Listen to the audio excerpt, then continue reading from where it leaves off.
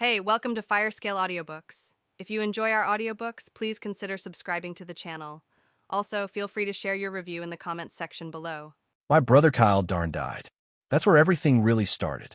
The thought echoed in Maximus's head as fire lanced down his leg. His body grew cold, his vision swallowed by black, and the only sound left was a slow scrape dragging across the floor. He knew that sound. It was his body being hauled away, sealed in a suffocating black bag, arms and legs bound. Even if he had the strength to fight, he was helpless. All his little talents, like showing off with chopsticks at dinner, were officially over. Billions of people did that trick anyway. As his consciousness flickered, memories poured in, his life replaying in merciless detail. Kyle's death, father dying in a crash the same day, racing to the hospital, mother breaking under grief, leaving Maximus utterly alone. That was the day he stopped letting the world take from him. From then on, he took back by any means necessary. Theft, lies, violence, blackmail. A boy broken into pieces became a man of ruthless ambition. Others like him, bitter and discarded, gathered at his side. Together, they rose as the White Tiger Gang. The name still made him cringe. White Tiger, just because he wore white and had a hint of Asian blood. Stupid, but people feared it, and they feared him. Now he was a crumpled mess in a bag, bleeding out his so-called luck, red underwear, and all worth nothing. He'd lost count of the stab wounds after 12. Drop him here. Leave us. I want a word alone, a muffled voice ordered. Footsteps faded, and the zipper tore open. Light stabbed his eyes as a masked figure loomed above. Could have been Harry Potter for all I know. Maximus muttered through the blood. How would I fight him? A headbutt, maybe a kick.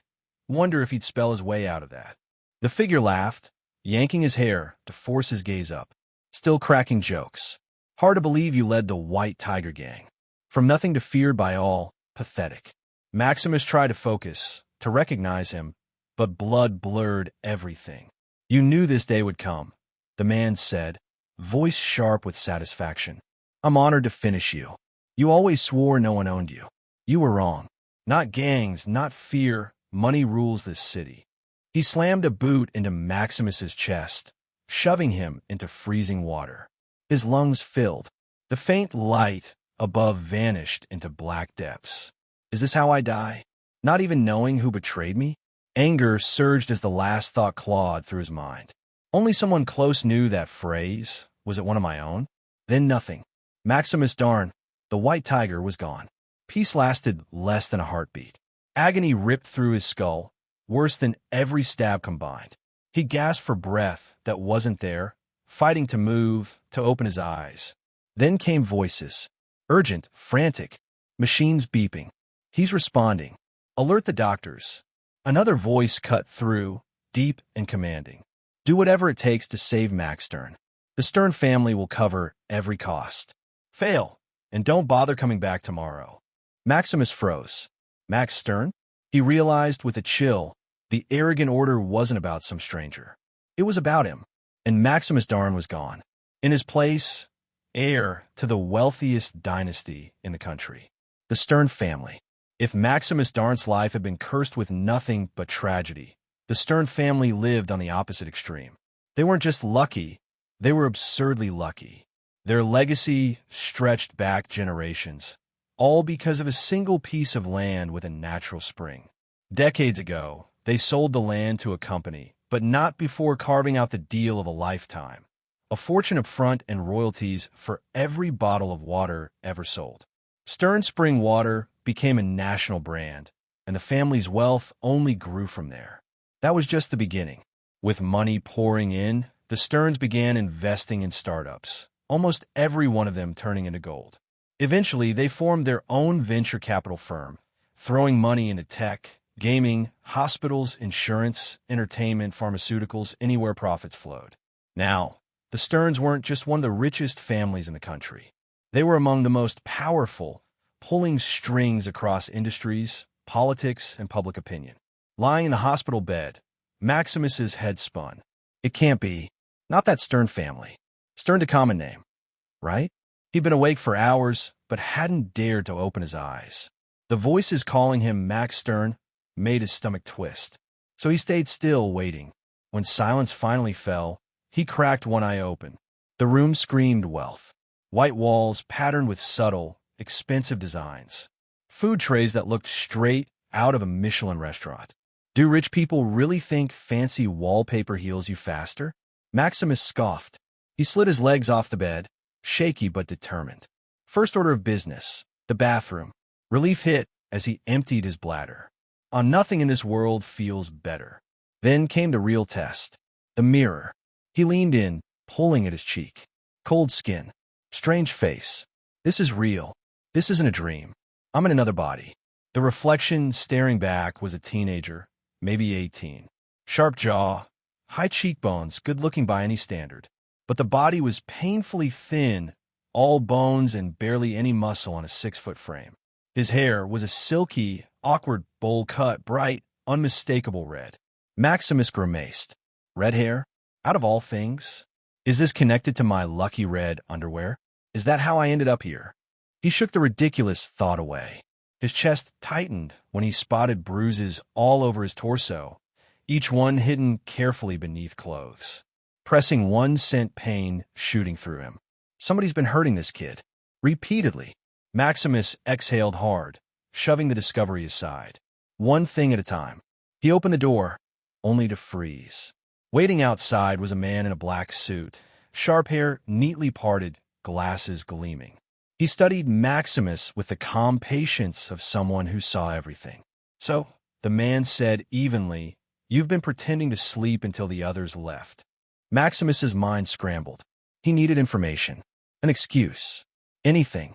The truth is, I have amnesia. The man raised a brow. Amnesia? Maximus nodded furiously. Yes. I don't know who I am, what happened, or who you are. Nothing. A long sigh. The man adjusted his glasses. If that's true, it will be troublesome. Then, with perfect composure, he pointed to himself. My name is Aaron Hart. I've been your personal guard for years. Personal guard? For me? Aaron's gaze sharpened. You must be wondering why you need protection. Maximus nodded carefully. Because you are Max Stern, Aaron said firmly. Youngest heir of the Stern family. The words made Maximus's heart slam in his chest. His worst suspicion confirmed. From bullets to billions. Chapter 3:3. Old traits don't disappear. Aaron patiently began to delve into all the finer details, carefully explaining everything to Maximus.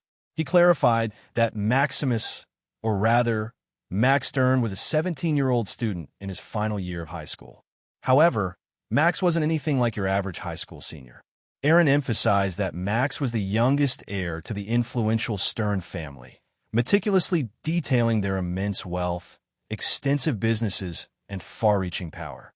Strangely enough, Aaron even went as far as listing Max's relatives, as if this were critical information to grasp immediately. You have 2 uncles, each with their own children, Aaron explained methodically, his voice steady and calm. You also have 2 aunts, both of whom are married, each with a sibling who is older than you, placing you squarely as the youngest heir. It really is that Stern family. Max listened intently, absorbing each detail. Aaron's voice softened slightly as he addressed a more sensitive subject, Max's parents. Unfortunately, your parents passed away in a car accident while you were attending school, Aaron explained gently. Since then, I've been your legal guardian, responsible for your safety and well-being. Maximus blinked in surprise. Aaron appeared only a few years older than him, yet he was entrusted with guardianship. Max's confusion was evident. I realize this is a significant shock, Aaron continued, unfazed by Max's obvious bewilderment. There's a great deal to catch up on, so I'll remain close by, filling you in as thoroughly as possible. Aaron smoothly reached into his jacket pocket and handed Max a large, state-of-the-art smartphone. Max immediately recognized the latest model, identical to the one he'd owned in his previous life. The familiarity gave him a strange sense of comfort. This confirms that I'm living in roughly the same time period, Max deduced silently. Turning on the phone, facial recognition immediately unlocked the device, confirming it had only been 3 days since he'd been betrayed and nearly killed. "Do you always carry phones with my Face ID ready to go?" Max asked skeptically. In response, Aaron casually produced 2 more identical smartphones from his pockets, both pristine and fully functional. "Young master," Aaron explained evenly, "this isn't the first time you've lost or damaged a phone. I always keep extras on hand. Each device has my contact pre-programmed, ensuring you can reach me at a moment's notice. Whatever you need or wish, I'll strive to fulfill." An amused smile spread across Max's face as an idea formed. "Anything? So, if I asked for a red carpet to greet me outside and a new Lamborghini ready for my exit from this hospital, you'd make it happen?" Aaron, without hesitation, retrieved another phone, this one distinctively red, and began dialing. "I have a request from the young master." "Wait," Max interrupted in panic. "What exactly are you doing?" "You want a red carpet rolled out and the latest Lamborghini waiting outside." Aaron continued calmly into the phone. "Yes, it's an unusual request. He's woken up with a curious case of young master syndrome. Indeed, quite troubling, but we must oblige." "Cancel the order," Max shouted frantically. Aaron glanced at Max, raising an eyebrow subtly. "Cancel the order," he instructed into the phone before pocketing it neatly. "As I said," Aaron reaffirmed, "I'll fulfill any request within reason.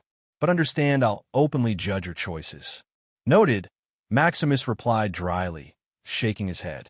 The bizarre loyalty from Aaron was unlike anything he'd ever encountered, even within his former gang. Their conversation was interrupted by a knock at the door. "Come in," Aaron called. A doctor entered swiftly, clipboard in hand. "Sir Aaron, please sign some paperwork before Master Stern can be discharged." "Follow me briefly, please." As Aaron followed the doctor out, Max was once again left alone with his swirling thoughts. "This is real. I'm actually a new body, and not just anyone's body, but a Stern family heir. Maybe my lifetime of struggle paid off, after all." Driven by disbelief once more, he hurried to the bathroom mirror, closely examining his new face again. Seeing a stranger staring back was still unsettling, yet undeniably thrilling. With his power and influence, finding out who betrayed me from the White Tigers will be easy. I'll uncover every detail and ensure they pay dearly. A dark, satisfied smile crept onto his face. Noticing the unsettling expression in the mirror, Max quickly relaxed his cheeks, attempting a more natural look. "With a new life, I should fully embrace a new identity," he declared aloud. "From now on, I'm Max Stern, not Maximus." Studying his reflection closely, Max suddenly glimpsed movement in the mirror's corner. Instinctively, he dodged as a hand lunged toward him, missing by mere inches. Heart racing, Max rushed out of the bathroom into the larger hospital room, spinning quickly to face his attacker. A man dressed in all-black clothing, a surgical mask hiding his face, stood menacingly where Max had been moments earlier. "Who sent this guy? Which gang is after me?" Max thought in confusion before reminding himself sharply, "Wait, I'm in a new body. Why would any gangs target me now?" "Come on, kid," the masked attacker sneered arrogantly, lunging forward with reckless punches. Max easily sidestepped each wild swing, frustration clear on his face. "Who taught you how to fight?" Max taunted before stepping in swiftly, delivering a firm punch directly to the attacker's face. The man staggered backward, stunned but not down. Max winced, shaking his reddening knuckles. Asterisk, damn, that hurt. In my old body, this would have been nothing.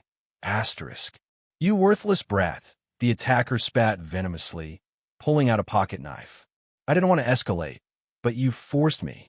Start begging for your life now." Instead of fear, Max felt anger surging. Slowly lifting his head, he locked eyes fiercely with the attacker, whose confidence wavered. "You said this was an easy job," Max said, his voice calm but deadly. "You have no idea who you just threatened with that knife." As Max advanced, the man instinctively retreated, suddenly unsure why fear gripped him so tightly, sweat trickling down his face. "Drawing a blade isn't a joke," Max continued coldly. "Just remember, You made this serious first. Slowly, Max lifted both hands up protectively in front of his face, lowering his stance and slightly bending his knees. His earlier cockiness vanished, replaced by focused intensity. He was no longer taunting or smiling. Now, he was completely serious. The attacker hesitated, suddenly uncertain, thrown off by Max's abrupt change in demeanor. "You're just a kid," the attacker shouted desperately, lunging forward with the knife extended. But as the man closed the distance, Max swiftly moved forward with calculated precision, completely unafraid of the blade. Just as the attacker thrust the knife, Max skillfully deflected his wrist upward, narrowly avoiding the sharp edge. With impressive agility, Max locked onto the attacker's arm, gripping tightly at the elbow and twisting inward forcefully. His other fist rapidly collided with the man's face once, then again, in a relentless assault. Punch after punch connected sharply, weakening the man's grasp until the knife clattered onto the hospital floor. Max delivered one final devastating strike, sending the attacker sprawling backward into the wall. The man slumped to the floor, legs sprawled awkwardly, groaning softly. It hurts," the attacker muttered weakly, barely conscious. Max bent down and calmly retrieved the knife, stepping toward the fallen man. "When you threaten people with weapons, you should expect them to be used against you," he warned coldly. Max grabbed the attacker by the shirt, attempting to lift him, but quickly realizing the body's limited strength. His younger, weaker form couldn't handle the weight, causing frustration to flash across his face. Please," the attacker whimpered, barely audible. "I wonder how many times you've ignored someone else saying those exact words," Max said grimly. The door slid open suddenly, catching Max by surprise. He glanced over quickly, meeting Aaron's wide, startled eyes. Aaron, normally composed, stood frozen in shock at the chaotic scene before him. Swiftly, Aaron collected himself and closed the door firmly behind him. "Young master, what are you doing?" Aaron demanded, voice strained. "Damn, I nearly forgot," Max thought guiltily. "I can't afford to lose control and ruin this new life." Quickly, he released the attacker and dropped the knife, raising his hands innocently. "I was only defending myself," Max explained hurriedly. "I have no idea who this guy is. He attacked me first." Aaron took a moment, processing the situation. "Go to the room next door. It's empty," he instructed calmly. "I'll arrange someone to bring you proper clothes. You're discharged and free to leave. I'll handle this matter personally and find out exactly what's happening here." Reluctantly, Max obeyed, trusting Aaron's judgment for now. As soon as he left, Aaron swiftly took out his phone, dialing urgently.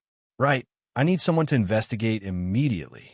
"Thank you," he ordered sharply. After ending the call, Aaron approached the attacker, carefully inspecting him. A knife. This wasn't a random incident. Someone specifically targeted the young master, he muttered darkly. Who would be bold enough to attack a member of the Stern family openly? Someone clearly hired this fool. Aaron's inspection revealed more. He noticed the attacker's elbow was severely injured, possibly broken. This wasn't the work of an amateur, which puzzled Aaron deeply. As head of Max's personal security detail, he understood threats intimately. But how could Max Stern, who had no formal combat training, inflict such precise damage? In the adjoining room, Max was met by two silent men in sharp suits who handed him fresh clothing, a perfectly tailored suit. They departed without a word, leaving Max alone. He dressed quickly, feeling familiar comfort in the sharp attire, similar to what he wore in his past life. "I bet this kid has 100 of these suits, just like his endless phones," Max muttered, flexing his hand, which now throbbed painfully. His knuckles were swollen, possibly fractured. Lesson learned, I can't fight recklessly with this weaker body. To face the white tigers again, I'll have to regain my strength first, Max said determinedly, glancing at his unimpressive muscles. But more importantly, who is behind these attacks? Even Aaron seems unaware. There's clearly something deeper at play. The door slid open, interrupting his thoughts. Aaron entered, pushing his glasses back up the bridge of his nose and carefully observing Max. You finally look presentable, Aaron commented dryly. Considering someone just tried to kill me, maybe appearance isn't the priority, Max retorted sarcastically. Did you find anything about my attacker? Our private security team is investigating, Aaron assured him. They're highly trained professionals employed directly by the Stern family. Well, clearly they failed, Max countered bluntly. Maybe it's time to hire better security. Unexpectedly, Aaron bowed deeply, nearly 90 degrees. I sincerely apologize, he said solemnly. The responsibility for your safety ultimately lies with me. The Stern family employs several private security teams, each serving different heirs. I personally oversee the 9th security team, your team. This failure is mine alone. Max felt an odd pang of guilt. Aaron took his duties seriously, more seriously than Max had initially realized. It's not entirely your fault, Max conceded softly, uncomfortable with the genuine remorse Aaron displayed. Once we have more information, I'll inform you immediately if relevant, Aaron continued, straightening up again. But before any of that, there's another important matter. There's a Stern family gathering tonight, and your attendance is expected. Max's heart sank instantly. Attending such an event without proper knowledge of family dynamics was risky, especially when he needed to conceal his amnesia. It's crucial we keep your memory loss confidential, Aaron emphasized gravely. The other family members would undoubtedly exploit any perceived weakness. One more important detail. The atmosphere in the room shifted abruptly, heavy with tension. Max felt almost suffocated by the weight of Aaron's words. When interacting with your relatives tonight, Aaron cautioned seriously, ensure I'm always by your side. Strangely, Aaron's intense protective instinct brought a slight smile to Max's face. It was an unfamiliar feeling to have someone genuinely looking out for him. Understood, Max agreed seriously. I'll heed your warning. But first, how about we give me a proper haircut? After all, first impressions matter, don't they? Aaron continued glancing repeatedly into his rearview mirror as he drove, still unable to fully believe how drastically a simple haircut could change someone's appearance. Max's hair was now neatly styled, significantly shorter on the sides and layered stylishly on top, giving him a refined and sophisticated look. A few carefully applied products ensured it wasn't as straight and dull as before. It was similar to his previous look, but was more vibrant, as his hair wasn't thinning, nor was it graying like before. He was starting to see a lot more upsides to this body than downsides. Have you finished reviewing all the documents I gave you? Aaron asked, breaking the silence. Yes, I think so, Max replied, eyeing the thick stack of papers resting in his lap. The sheer volume of information was overwhelming. He wondered when Aaron had found the time to compile such detailed profiles. Or like with everything else, was it just something he carried around him everywhere he went? He started to wonder what else he might be able to ask for and if Aaron could produce it on the spot. All right, Aaron began calmly. We have some time before arriving, so let's review. First, your two uncles. Max flipped through the documents, refreshing his memory. Aaron had given him extensive profiles of all the key family members he needed to watch carefully. Dave Stern, Max began the second eldest. He primarily manages a chain of all-you-can-eat buffets. Judging by his profile photo, he's definitely enjoying his own product too much. Max smirked briefly. He also invests heavily in restaurant businesses. His wife is mostly behind the scenes, apparently quiet and reserved. It seems she's good at managing things quietly without attracting much attention. Max continued with confidence. Then there's Randy Stern. He handles multiple financial institutions, mostly providing capital for real estate developments. He has one son, another heir. Max paused, recognizing the name from his previous life, recalling past indirect encounters within the underground business world. Randy Stern was far from innocent. His hands were clearly dirty, deeply entangled in shady deals and questionable transactions that few knew about. His son, Danto, attends university and is the captain of the soccer team. Athletic, charismatic, and popular, Max summarized smoothly.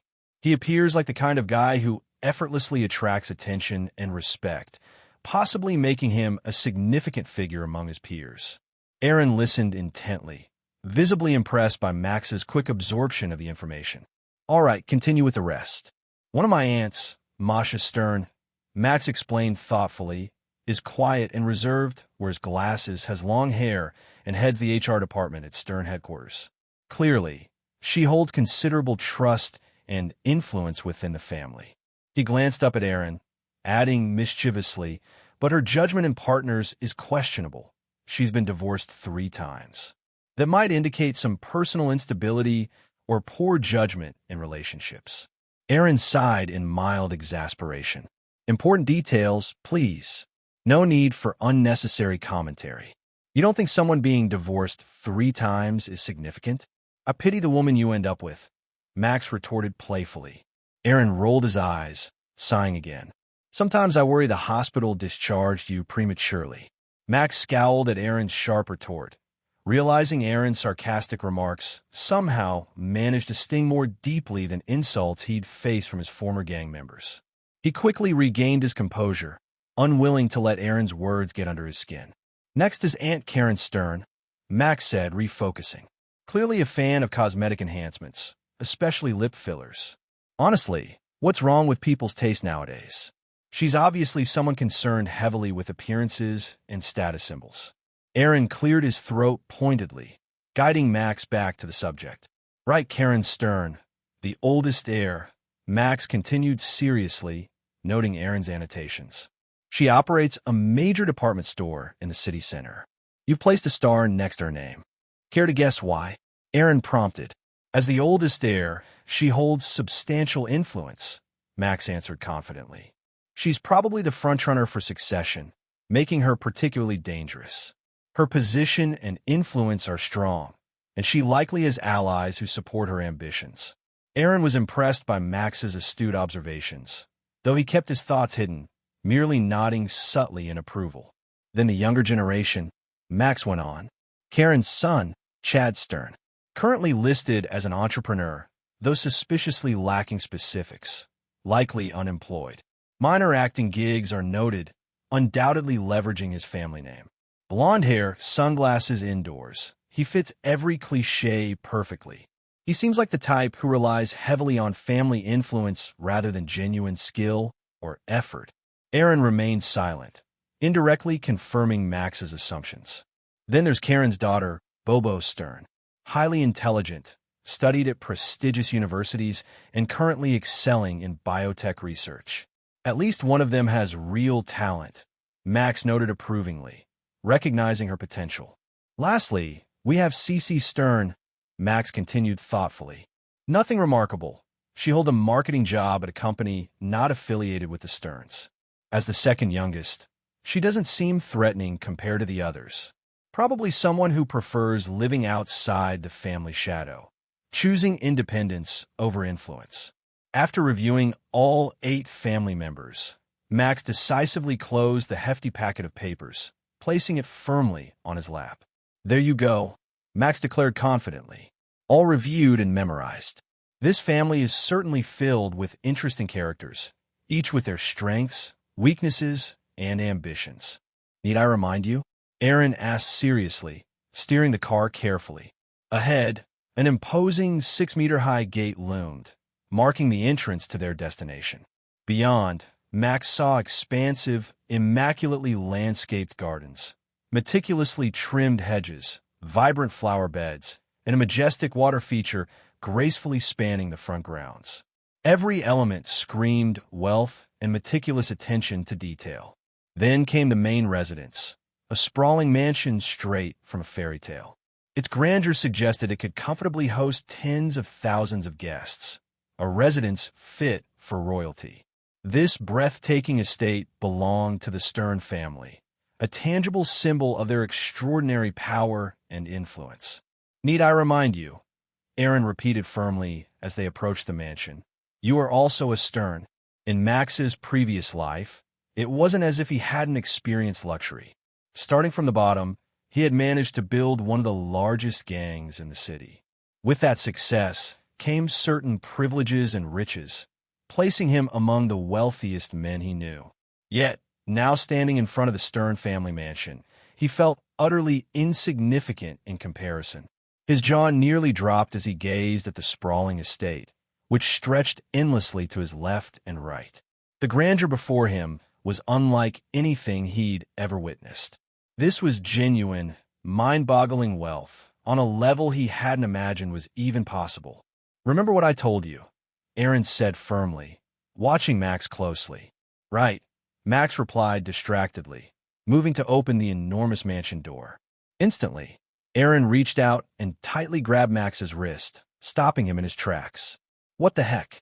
That was quick, and his grip is unbelievably strong," Max thought, masking the pain and surprise behind a strained smile.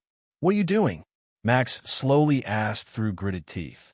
"I should be asking you that," Aaron whispered harshly. "Did I not instruct you to be on your absolute best behavior?" Confusion clouded Max's mind as he wondered what he'd done wrong. Aaron looked angry, almost as if he might strike Max. "You're a member of the Stern family," Aaron explained quietly but fiercely. "Do you think a Stern family member would open doors themselves? If anyone sees you behaving so casually, they'll exploit it to their advantage." Aaron paused, his voice lowering to a regretful mumble, just like they did before. Max caught the quiet remark clearly and understood there was deep history behind it. "Damn, these rich people are insane. They can't even open their own doors."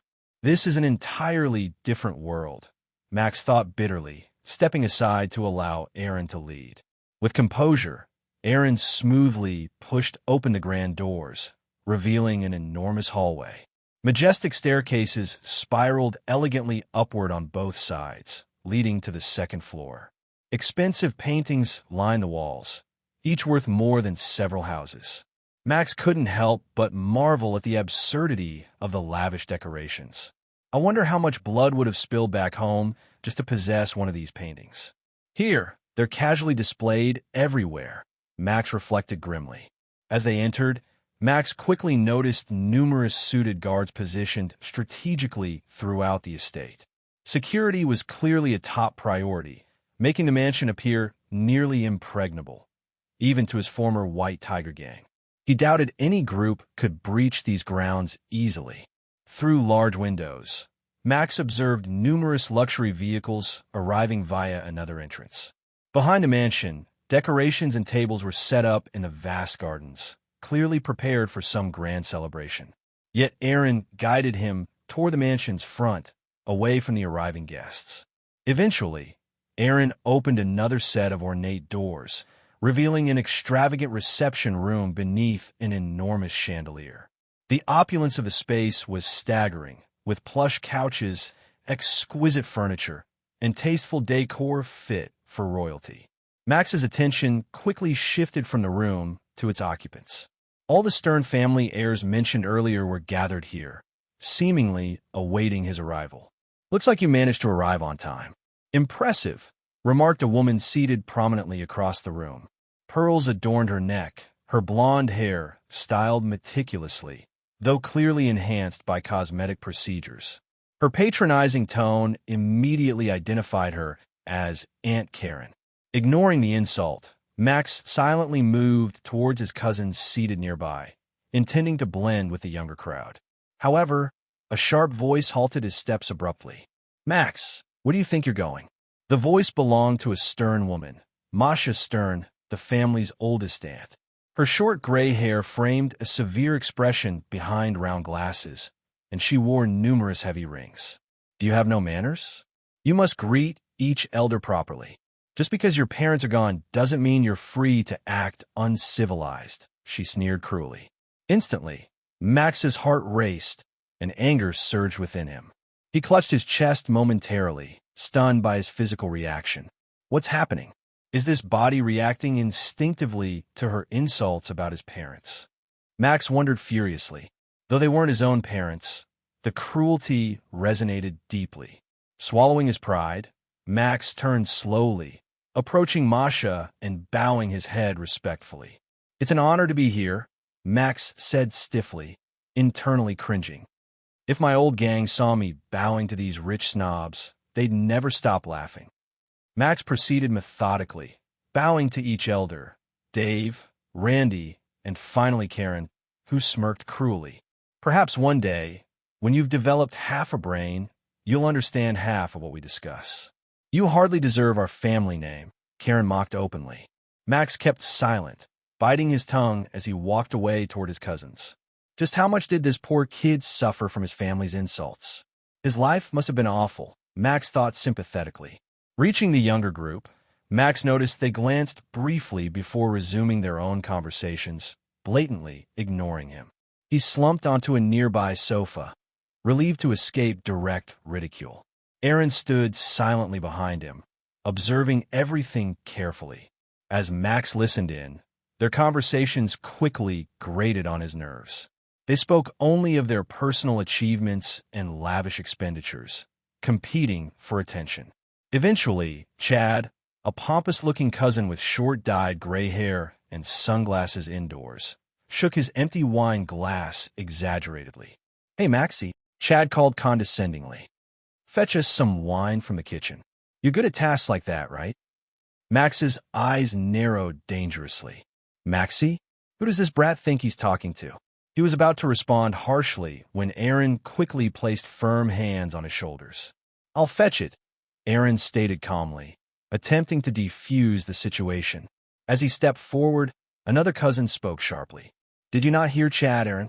Danto, muscular and intimidating, stared fiercely at Max. Danto was muscular and over 6 foot tall. He was intimidating to say the least.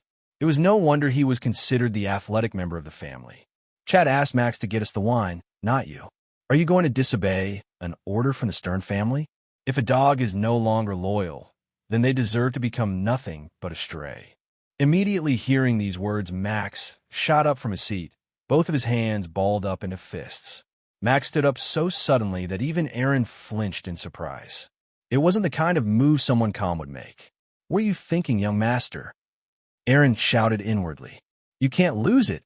Not here. If you do, it'll only make things worse. They'll twist it against you. And I'm still worried about what happened at the hospital. If you try anything reckless here, there's no one left in the family on your side anymore. And there's only so much I can do." "It's just a few drinks," Max said, turning with a sudden smile toward Aaron. "I'll grab some. Did you want anything, Aaron?" Once again, Aaron stood there, mouth slightly open, stunned by the question, and at the same time, grateful that nothing had happened. "I'm not allowed to drink while on duty, young master," Aaron replied with a small bow. As he raised his head, he pointed firmly in a particular direction. Max understood. Aaron was pointing toward the kitchen. In a house this size, it could have been anywhere. It would have seemed odd for someone who'd been here before to ask. Afterward, Aaron simply watched as Max walked away, pushing through the doors and finally stepping into the kitchen. "I don't care about how they treat me, but that Danto guy, he was even bad-mouthing Aaron. Just because he's here to help me?" Max thought, his jaw tightening. "These people leave a bad taste in my mouth." Luckily, refreshments had already been set out on a massive kitchen island, including the same wine bottles they'd been drinking from earlier, so Max didn't have to play detective to find anything. As he started pouring into fresh glasses, he couldn't help but wonder what was really going on with the Stern family. Why is everyone treating the kid like this? Is it just because he's an easy target? They're acting like he poisoned their breakfast or something. For a second, a mischievous thought crossed Max's mind. Maybe to let a little bit of his saliva accidentally drip into their drinks. If he's useless and the youngest, there's no way he'd be chosen as the heir. So why act like he's a threat? Maybe it has something to do with those bruises on his body. In the end, Max decided not to mess with the drinks. It was safer to just get through this whole event and focus on starting his own journey in this new body. Carefully, Max placed all the drinks on a round tray and walked ahead. He opened the door and stepped back into the main reception room. All their eyes locked onto him, watching the tray in his hands, the way he walked, his posture. "That look suits you better," Bobo smirked as Max set down his drink. "Maybe you should think about becoming a waiter once you're done with school." Max ignored the comment and continued handing out the drinks. After Bobo, he moved to Danto and then to Cece, who wore a white tennis skirt and a fitted polo shirt. Out of everyone there so far, she hadn't said anything harsh to him or Aaron. though her looks had been just as sharp as the others. Still, Max gave her a small smile as he passed her the drink. Finally, he approached Chad with the last glass. "What do you think you're doing?" Chad asked, narrowing his eyes. "I'm sorry, what?" Max replied. For a second, he thought maybe he had lost it. Imagine himself throwing the drink all over the guy. But after blinking a few times, he looked again and saw Chad's clothes were perfectly dry. "Why'd you serve me last? Didn't you hear what Marcia said?" Chad snapped. "Are you that dumb? Can't even serve drinks in the right order? I'm older than Cece, but you gave her a drink before me." Max honestly hadn't realized it was an issue. He was used to showing respect to elders, sure, but the others were only a couple years older than him at most. He hadn't thought there were any strict rules about drink order. If he'd known, he would have gladly served Chad last. "I didn't know," Max said simply, turning to head back to his seat. "You don't even have basic manners," Chad said, voice rising. "Without manners, you're no better than an animal." That line made Max stop at his tracks and whip around, eyes narrowed. "What?" Chad barked. "You got something to say?" Max paused for a second. "When you eat yogurt, do you lick the lid?" "What?" Chad repeated, thrown off by the weirdly random question. "What kind of dumb question is that? Is that all your brain can come up with?" "Of course I wouldn't lick the lid. Would I look like some beggar?" Immediately, Max couldn't help but grin. It was a question I'd always wanted to ask people like this, those raised with a silver spoon in their mouths. Though, in their case, a diamond spoon might be more accurate. "Are you smiling? Are you making fun of me?" Chad shouted, suddenly jumping out of his seat. "I know you're doing this on purpose. Disrespecting me with your stupid questions and complete lack of manners," he yelled. "You think I'm an easy target, the joke of this family or something, but you're the real fool." Chad started moving forward, and Max instantly clocked the shift. If he gets close and throws a punch, it's self-defense, Max thought, mentally bracing himself. We welcome you, Father." A voice rang out suddenly from the side.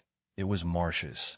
Everyone turned their heads to see her bowing toward the large double doors. And it was obvious why. A man had just entered the room, his silver hair slicked back, a thick, powerful beard covering his face. He wore a sharp gray suit that fit perfectly. He looked to be around 70 years old, but there was a weight to him, a powerful aura that filled the room the moment he stepped in. Immediately, the adults followed Marcia's lead and bowed. "We welcome you, Father." Then, the man turned to the younger ones, who immediately bowed. Max quickly followed their lead and did the same. "We welcome you, Grandfather," they all said in unison. When they lifted their heads, a wide smile stretched across the man's face. So this is him, Max thought. Dennis Stern, the man who started the entire Stern empire. "It's good to see you all," Dennis said, his deep voice filling the room. "It's always a pleasure to have the family together like this. It's a rare thing, getting everyone in one place." As Dennis's eyes moved slowly around the room, they eventually landed on Max and stayed there a moment longer. Max, you made it. I was starting to think you wouldn't be here today," Dennis said. "Come with me. I'd like to speak with you in private." Immediately, every pair of eyes in the room shifted to Max. "He wants to speak to me alone. A one-on-one with Dennis Stern? But why?" No one questioned it when Dennis called for Max. Almost immediately after saying the words, Dennis had already left the room, walking off with clear purpose. Max wanted to ask something, anything, but even he could feel it. The atmosphere wasn't right for questions. "After you, young master," Aaron said, extending a hand. "I'll be with you every step of the way." Surprisingly, those words gave Max a small surge of confidence as he stepped through the doorway, following in the footsteps of Dennis Stern, the man who built the entire Stern empire. "My heart's beating faster than usual. I can feel it," Max thought. Is it this body I'm in, or is it actually the pressure of being around this man? No, it can't be because of him. I've met plenty of powerful people, leaders of their industries, masters of their crafts. He's no different. He shouldn't be different. As they exited the reception room, Aaron paused, turned back, and closed the grand double doors behind them. He wore a wide grin. With a soft click, the doors shut, sealing the room, and everything inside away. "What the hell is going on?" Karen snapped. Why would father want to meet with him of all people? That useless little brat. Calm down, Dave Stern said, dabbing sweat from his forehead with a handkerchief. It's been a long time since they've seen each other. You know how father is. He does stuff like this. Right, Karen muttered, pacing. And it's just a coincidence that he wants to talk to him privately? You know what that means. He doesn't want us knowing a damn thing about what they're discussing. She bit at her nail, then froze when her eyes locked onto her sister. Marcia, do you know anything about this? Father always tells you everything. Marcia had her slender fingers resting near her temple, eyes calm as she answered. I don't know anything about it, but judging by the younger ones over there, maybe they do. Immediately, all the adults, or rather, the older ones in the room, turned their gazes toward Danto, Chad, Karen, and Cece. All of them stiffened, looking incredibly uneasy as the attention landed squarely on them. There were a few things Max noticed as he walked through the manor. One of them was the number of guards stationed throughout the halls, and a man who had joined Dennis the moment they exited the reception area. He looked to be in his 60s, an older gentleman, thin and frail-looking. His hair was neatly parted on both sides, and he wore round glasses paired with a clean, well-fitted suit. This is Dennis's right-hand man? Max thought. I would have expected someone who looked like they could actually protect him, but I guess since this is just a meeting with family, it's not that serious. Still, if only they knew, if only they had the slightest idea the leader of the White Tiger Gang is currently walking around in their youngest grandson's body. Even now, Max could hardly believe it himself. Eventually, they reached a large set of doors with an eccentric design. Massive golden handles shaped like lion mouths were fixed to the front, while winding patterns of red dragons curled around the outside edges of both doors. With a push from both hands, the doors opened wide, revealing what appeared to be Dennis's main office. The room was large and mostly empty, almost like a long walkway leading straight to a desk at the far end, positioned to face the entrance. Behind the desk stood a massive bookshelf that stretched from floor to ceiling, packed not only with books, but with extravagant ornaments and expensive-looking gifts. To the right, tall windows let natural light pour into the space. It wasn't a shabby setup, Max had to admit. In fact, it reminded him a little of how he'd arranged his own office. Just a few days ago, really, those had been much smaller. Dennis made his way over and sat in a huge office chair with a high back, so tall it almost made him look like he was sitting on a throne. His assistant from earlier still stood quietly by his side. Take a seat, Max, Dennis said, his voice calm but commanding. Just in front of the desk sat a three-seater sofa with a coffee table placed neatly in between. It was obvious this wasn't the first time the room had been used for meetings. The whole setup gave off an air of quiet intimidation. This guy would make a better mob boss than a business leader, Max thought. The symbol of the red dragon. It's considered lucky in our family, Dennis said, his voice calm and steady. For generations, we believed it brings us fortune. I think it's the reason why, all those years ago, the land with the spring was chosen and why the Stern family rose to where it is today. Every member of the Stern family believes in it to some degree. Even you, dyeing your hair red. Dennis let out a laugh. But you wouldn't know anything about that, would you? He added, leaning forward and resting his chin atop his clasped hands. That same heavy thumping in Max's chest returned. But this time, instead of backing down, instead of letting the pressure get to him, he straightened his back and met Dennis's eyes. What do you mean, grandfather? Max asked, just barely remembering to add the last word. Silence settled over the room as the two stared at each other, neither blinking, neither looking away. Then, Dennis broke into a laugh. Haha, I'm just messing with you, he said. Aaron already filled me in. I know about your situation. Your secret's safe with me. Max found the situation pretty interesting. From the way Dennis was talking, he had to be referring to Max's claim of having amnesia. But Max clearly remembered Aaron warning him not to bring that up with the rest of the family. So does Dennis not count? Max wondered. Maybe it's because of his position, being the one at the very top. There's a reason I wanted to speak with you, Dennis said. Given your situation, I'm sure you've forgotten the race you and everyone else here today are part of. Max's eyebrow raised slightly. He couldn't help it. I figured. Dennis continued with a huff. You see, through my old age and over the years, I've watched great families fall, again and again, because of the incompetence of those who came after them.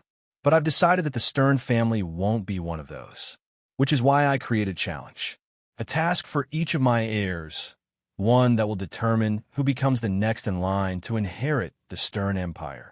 From what little Max knew of Dennis, and judging by this first real impression, this whole setup definitely felt like something that fit his personality. I wonder what kind of task it is, Max thought. Who can kiss up to him the most? That's basically what business is all about in the end, isn't it? Each family member was given the same amount of money to do with as they please. Not a penny more, not a penny less, Dennis explained. They're free to spend it however they like. At the end of my tenure, when I choose to retire, the one who brings back the most money will become the heir to the Stern empire. Inwardly, Max was grinning. As far as tests went, this was actually a solid way to measure business skill. It was about as fair as a competition like this could get. The same starting amount, Max thought. Maybe I could use it. Track down the rest of the White Tiger. Figure out who's really behind this whole mess. That thought sparked his next question. And how much did each heir get, grandfather? Max asked, softening his tone just a bit. 1 billion, Dennis replied without hesitation.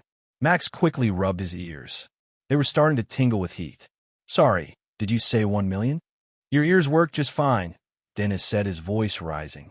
Do you think I'd waste time with such small gains in this family? I said billion. B for bag, B for Bob, B for bullets, Max cut in. Correct, Dennis nodded. Max lowered his head, not out of respect, but because he had to hide the expression on his face. If Dennis saw the grin he was wearing now. I can't believe it, Max thought. Just like that, I've gone from bullets to billions. The word billion got thrown around a lot, but most people didn't really grasp what it meant. Maybe that was because of the small number that usually came before it. But for someone like Max, someone who once thought he had serious wealth, he had a better sense of the bigger picture. It was already tough enough for one person to earn $1 million in their lifetime.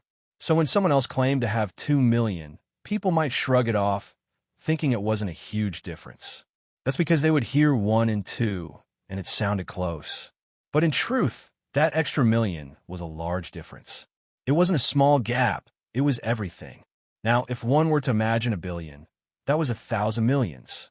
Even with all the power and money the White Tiger Gang had, reaching that kind of wealth would have been impossible. Not in this lifetime. Max remembered something someone once told him that really put it all into perspective. In terms of time, 1 million seconds? That's about 11.5 days. 1 billion seconds? That's 31 years and 8 months. Those two numbers weren't even in the same universe. And just like that, just like snapping his fingers, all of that wealth had landed right into Max's hands. I guess the tricky part in all of this is how to actually grow the wealth, Max thought. Businesses fail all the time, and having that much money to fall back on might even work against you.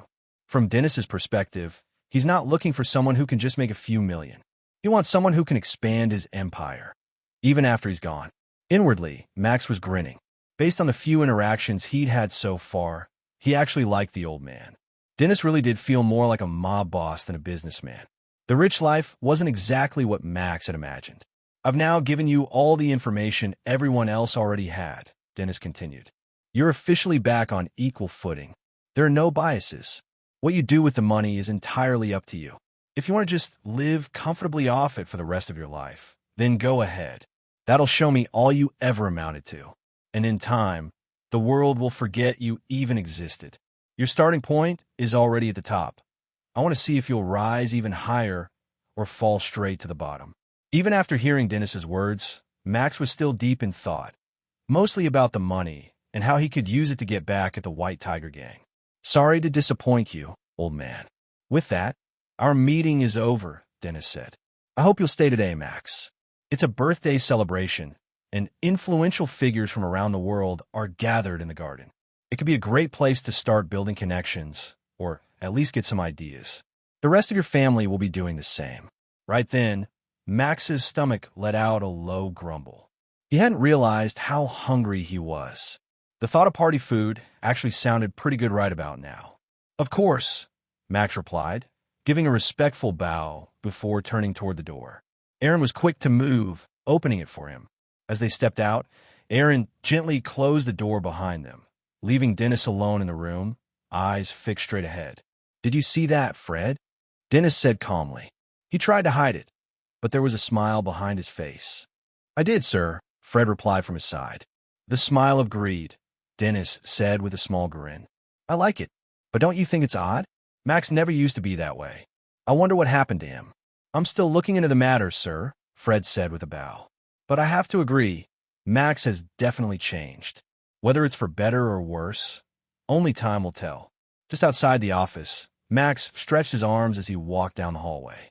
The meeting had been intense, but a lot had come out of it, and honestly, he was still in disbelief over everything that had just happened. "Sir, I suggest we head straight to the garden," Aaron said as he caught up beside him. "Many guests have already arrived, and even your family members are starting to join the event. There's no need to return to the previous room." Max nodded and followed Aaron without protest, mostly because he had to. He had no clue where the garden was. And right now, Aaron was the only person who seemed to be on his side, but Max didn't fully trust him either. He'd made that mistake before. "There were a few questions I wanted to ask back there," Max said, glancing over. "But it didn't feel like the right moment. This contest, how long has it been going on?" "Actually, not very long at all," Aaron replied. "It only started about a year ago." "Wait, does that mean I've had access to the funds for a whole year already?" Max asked, a hint of concern in his voice. He couldn't help but wonder, how much had the original Max already spent? He was just a teenage boy, after all. Probably treated himself a little, fancy cars, flashy clothes. Honestly, Max knew he would have done the same at that age. No, that's ridiculous, Max thought. Spending $1 billion in 1 year? You'd have to be a complete idiot to blow through that kind of money. "That is correct," Aaron replied calmly. "Then can I ask you something?" Max said, turning to him. "How much is left?" "That," Aaron said with a small smile, "you can check for yourself. Remember what I mentioned before.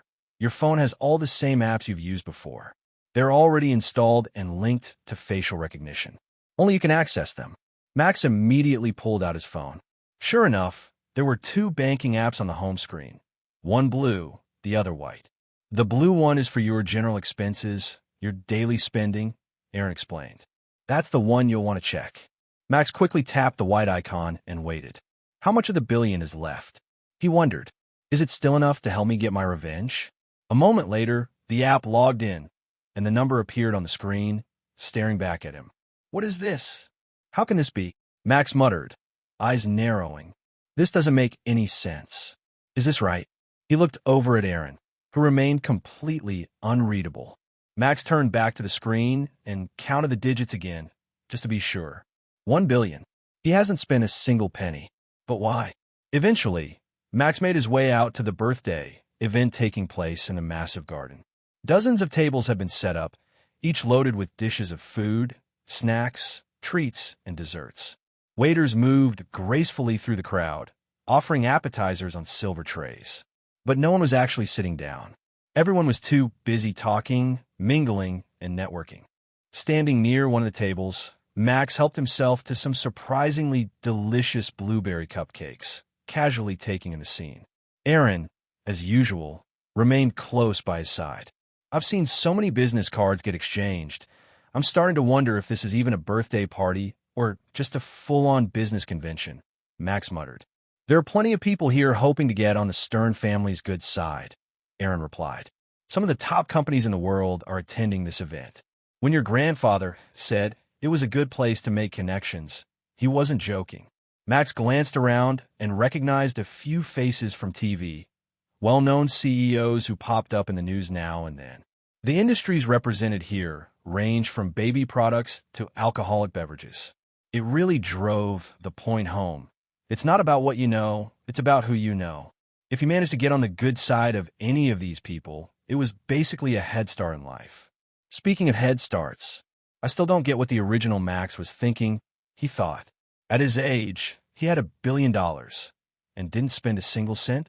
Did he just have no clue what to do with it? Or was it his way of stepping out of the race, like he never wanted to be one of the heirs at all? Since Max himself wasn't all that interested in competing for air status, he didn't feel the need to talk to any of these high-profile guests. He didn't even know where to start. Negotiating with businessmen? That wasn't his style. His way of dealing with people was probably very different from how these corporate types made deals. Still, he figured there was one thing he could enjoy: food. He started moving from table to table. No matter how much money he had, past life or present, Max could never say no to free food. And these desserts? They were made by some of the best pastry chefs in the world. But just as he was making his way toward another table, he felt someone approaching fast from the side. Instinctively, Max shifted to avoid them, narrowly dodging a shoulder bump. Unfortunately, that wasn't enough to stop the splash. He felt the cold liquid hit his chest. Looking down, Max saw his shirt now stained with deep red wine. "Oh, sorry. I must have tripped on some grass," a condescending voice said, followed by a slight chuckle.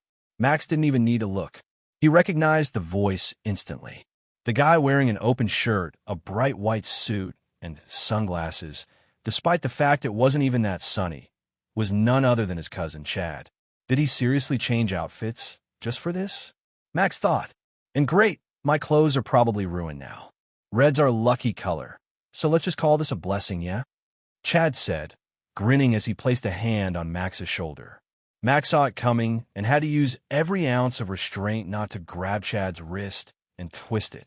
Instead, he forced a smile and watched as Chad walked off, laughing like he'd just made the best joke in the world. Good thing this place has solid food, Max muttered to himself. I need a drink after that. Did he say drink? Aaron thought, slightly surprised.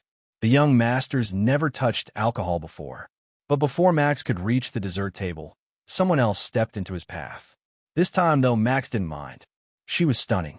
A woman with a figure that would make runway models jealous, wearing a tight-fitting blue dress that hugged every curve.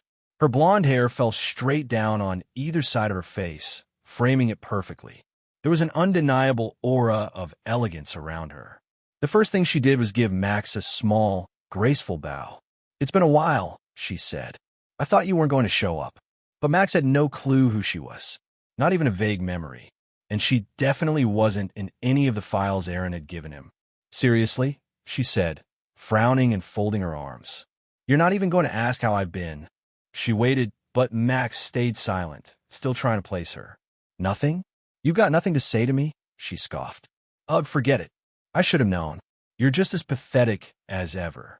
You'll never be anything. No ambition, no drive. No wonder your life's always been such a joke." She looked him up and down in disgust. "I thought maybe you'd changed, but I guess the only thing that's different about you is your hair." With that, she turned and stormed off. Max stood there completely stunned. He hadn't even said a single word, and yet she'd gone off like he'd just ruined her day. When he turned to see where she'd gone, he spotted her chatting with Chad. Of course. The two of them were giggling together, and she was even pouring Chad a fresh drink like they were the best of friends. "Well, I should have guessed," Max muttered. "Someone acting like that would definitely be hanging around him." "That woman is Sherry Kurtz," Aaron explained, stepping in smoothly.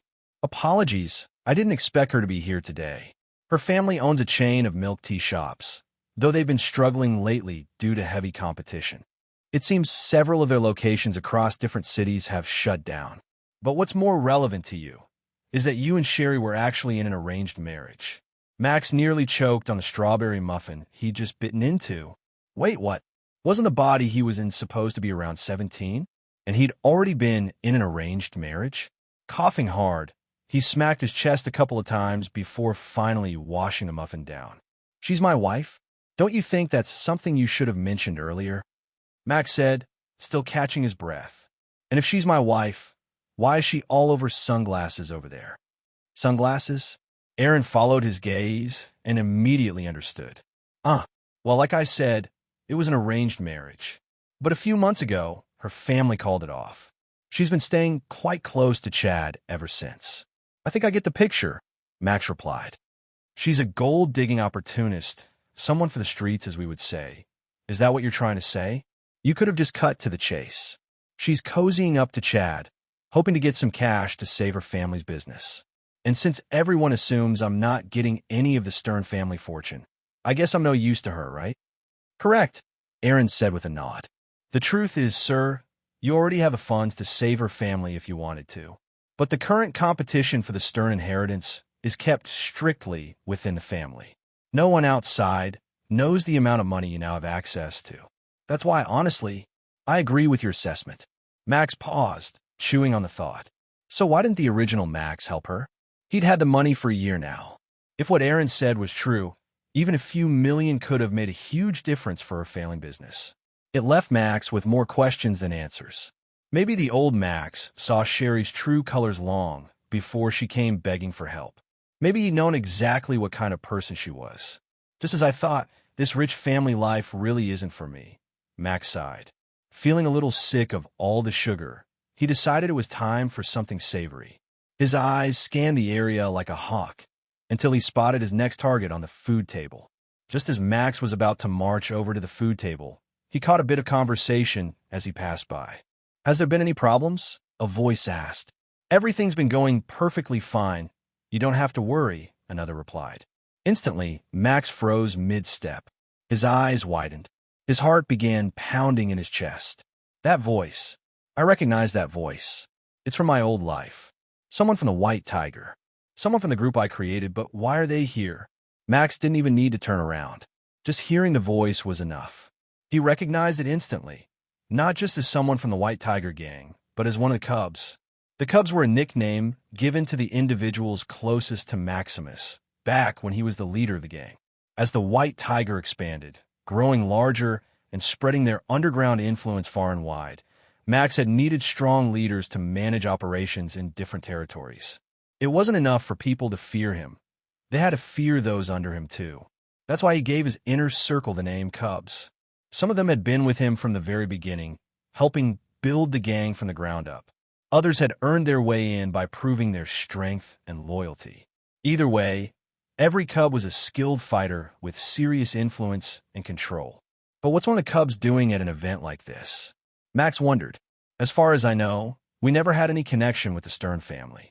I was hands-on with all our operations, and the Cubs always reported directly to me. It's only been 3 days. What's even happened to the White Tigers since I've been gone? Has a new leader already taken over? Still, Max turned around, and the moment he matched the voice to the face, he knew exactly who it was. 2 men stood talking in suits. One was dressed sharply in full business attire, tied perfectly straight. The other had a more casual look, wearing a gray suit with a plain white shirt underneath, the top buttons undone. The second man was smaller in build, with a noticeable scar on his chin.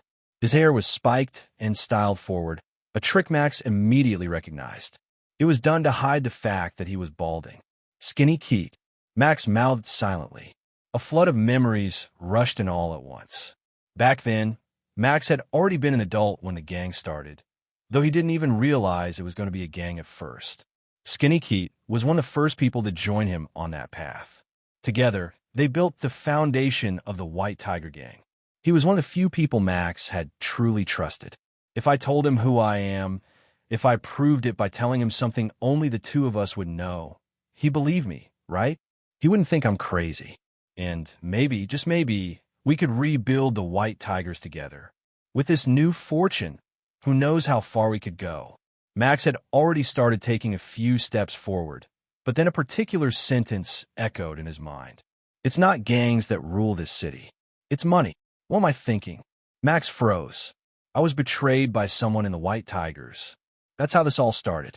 Back then, his mind had been too foggy to recognize the voice or the face. It could have been anyone. Sure, Skinny Keat had once been close to him, but so had every one of the Cubs. Any one of them could have been behind it. I can't tell anyone who I really am, not until I figure out who sold me out. Just the fact that Keat was even here was suspicious enough. Turning away, Max made the decision to walk off. He couldn't hang around, not right now. If he had one major flaw, it was his temper. And he knew, if he overheard something, if he let himself stew in it too long, he might just end up slamming Keat's head into a table, demanding answers. Right then, someone bumped into him hard.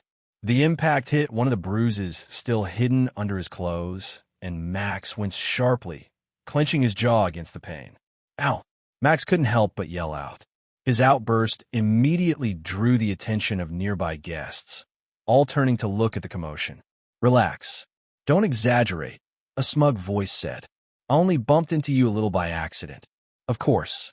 It was Chad again. This time, he managed to smear a jam scone down Max's shirt, making the already ruined clothes look even worse. Seriously? Sticky jam? Max touched the fabric and instantly regretted it. His fingers now clung to the mess on his shirt. Are you trying to make me look like the bad guy? Chad said, his tone dripping with fake innocence. It was just an accident. Don't turn this into something bigger than it is, okay? He leaned in slightly, especially not on grandfather's birthday, in front of all these important guests. And, you might want to go get changed. You look like a disaster. Max started breathing slowly, deeply, in through his nose, out through his mouth. He couldn't remember the last time he'd taken this much disrespect without snapping. His vision narrowed, everything else fading except Chad. He didn't even notice the stairs anymore, or the quiet laughter from the other family members watching nearby. It's obvious now. Chad's doing all of this on purpose. I'm the target. Did the old Max never fight back? Is this really the personality I'm supposed to keep up? Because if it is, I don't know if I can survive another 5 minutes around this guy. Thankfully, Aaron stepped in. He gave Max a very specific look, one that clearly said, "Let it go." Max clenched his jaw and exhaled through his nose. Fine. He'd let it go. For now. He turned, ready to head back inside. Honestly, if he could leave this place entirely, he would. But just then, a waiter carrying a tray of champagne flutes passed by. At that exact moment, Chad casually stepped forward and deliberately landed on the heel of the waiter's shoe. The man stumbled, and the entire tray went flying. 6 full glasses of champagne launched into the air, crashing into Max from behind. The cold liquid soaked him from head to toe. His hair dripped, the back of his suit clung to him, completely drenched.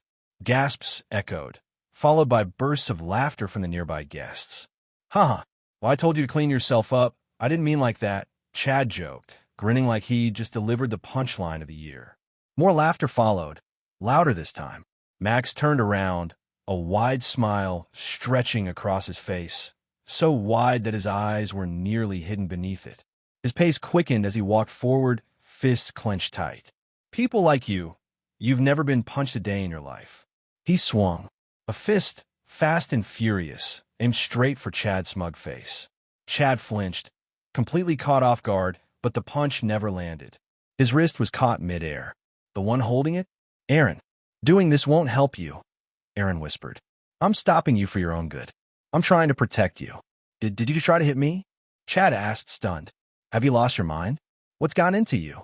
You're acting like some kind of rabid dog. You're right, Max said calmly, letting the tension drain from his hand.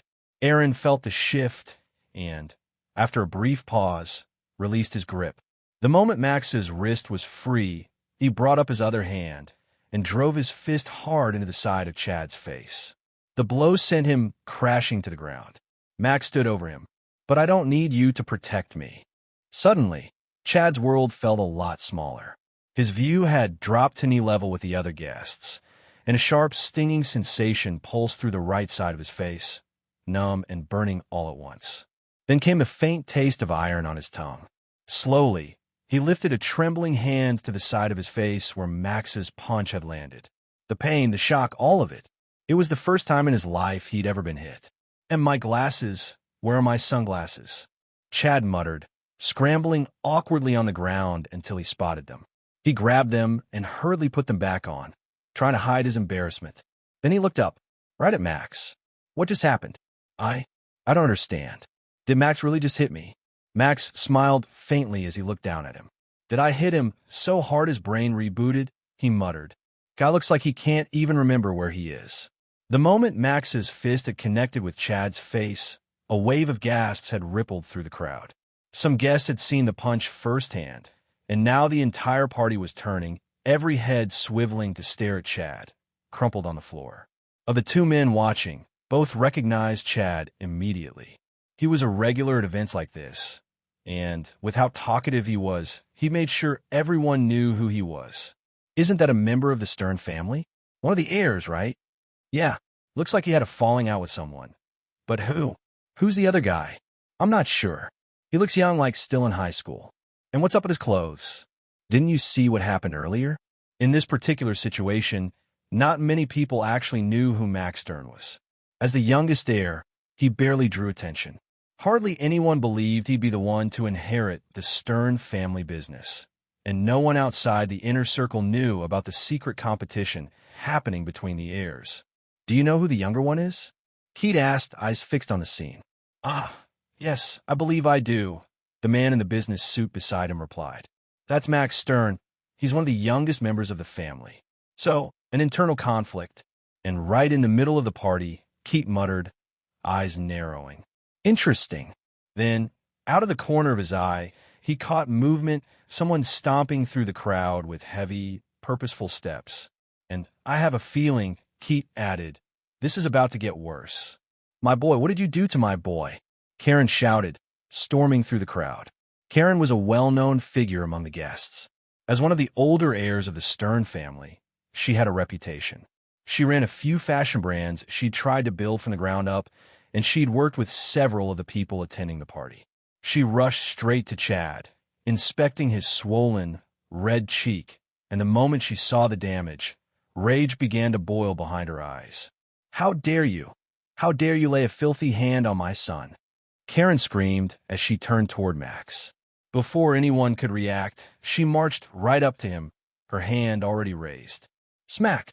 The slap echoed through the suddenly silent garden. Should have seen that one coming, Max thought dryly. But before the thought even finished in his head, smack! She struck the other cheek. You're lucky to even be part of this family, Karen hissed. After everything Chad has done for you, after he looked after you when your parents died, this is how you repay us? Her voice rose higher, raw with fury. You make me sick. Sick. Sick. She raised her hand again for the third time. Unfortunately for you, Max thought, in the world I come from, men and women are treated the same. I've seen far too many people in the underworld disappear because they underestimated a woman. His fist began to clench again as he saw Karen's hand rise into the air until someone stepped between them. Aaron, what are you doing, Aaron? Why are you standing in my way? Move! Karen shouted, her voice sharp with fury. It is my duty to protect the young master, Aaron said calmly. And that's exactly what I'm doing. If you don't move, I'll hit you too. I'm warning you, she snapped, her rage showing no signs of fading. But Aaron didn't flinch. He didn't move. He stood his ground in silence. With a glare, Karen raised her hand and slapped him across the face just as hard as she had slapped Max. Aaron's head jerked slightly, but he didn't budge. You damn dog, Karen screamed. You're not even part of this family. We hired you. So move. Move. She launched into a frenzy, slapping him again and again, her long, sharp nails raking across his face. Scratch marks began to appear, and soon, blood dripped from his nose. What are you doing? Get out of the way, Max said, trying to move past him. But Aaron shifted, planting himself even more firmly between Max and Karen. I told you, he said calmly. It's my job to protect you. My duty is to make sure you don't get hurt, and lately, I've failed too many times. He kept his eyes forward, unwavering. But I'm just a guard of the Stern family, he continued. This is all I can do. The only way I can protect you.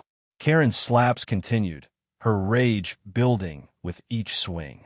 She wound her arm back and struck Aaron hard across the face again. He didn't move. He didn't react. He just stood there, absorbing every hit without retaliation. This is insane, Max thought. Why is no one saying anything? Why isn't anyone stepping in? His eyes drifted to Chad, who was watching it all unfold with a smug smile. He was mouthing the words, "This is what you deserve." This damned family, Max thought, fury burning in his chest. Their stupid rules, their fake image of loyalty. Why are you so loyal, Aaron? Just move. Let me hit her. Karen's hand was raw now, red from slapping too much. Aaron's face had swelled visibly, his right eye starting to droop slightly from the bruising. And still, he stood there, You fool! You fool! Karen shouted, her voice shaking with rage. She stormed over to a nearby guest and yanked the walking stick right out of their hand. You really want to do this? Right here in front of everyone, she yelled, marching back toward Max, stick raised. That's it. I've had enough. Max tensed, ready to use all his strength to shove Aaron aside and put an end to this himself. But then, what is the meaning of this? The voice boomed across the garden like thunder, silencing the entire crowd. Everyone turned to look. Standing there, commanding the attention of the entire party, was Dennis Stern. It was expected that the man whose birthday they were celebrating would eventually make an appearance.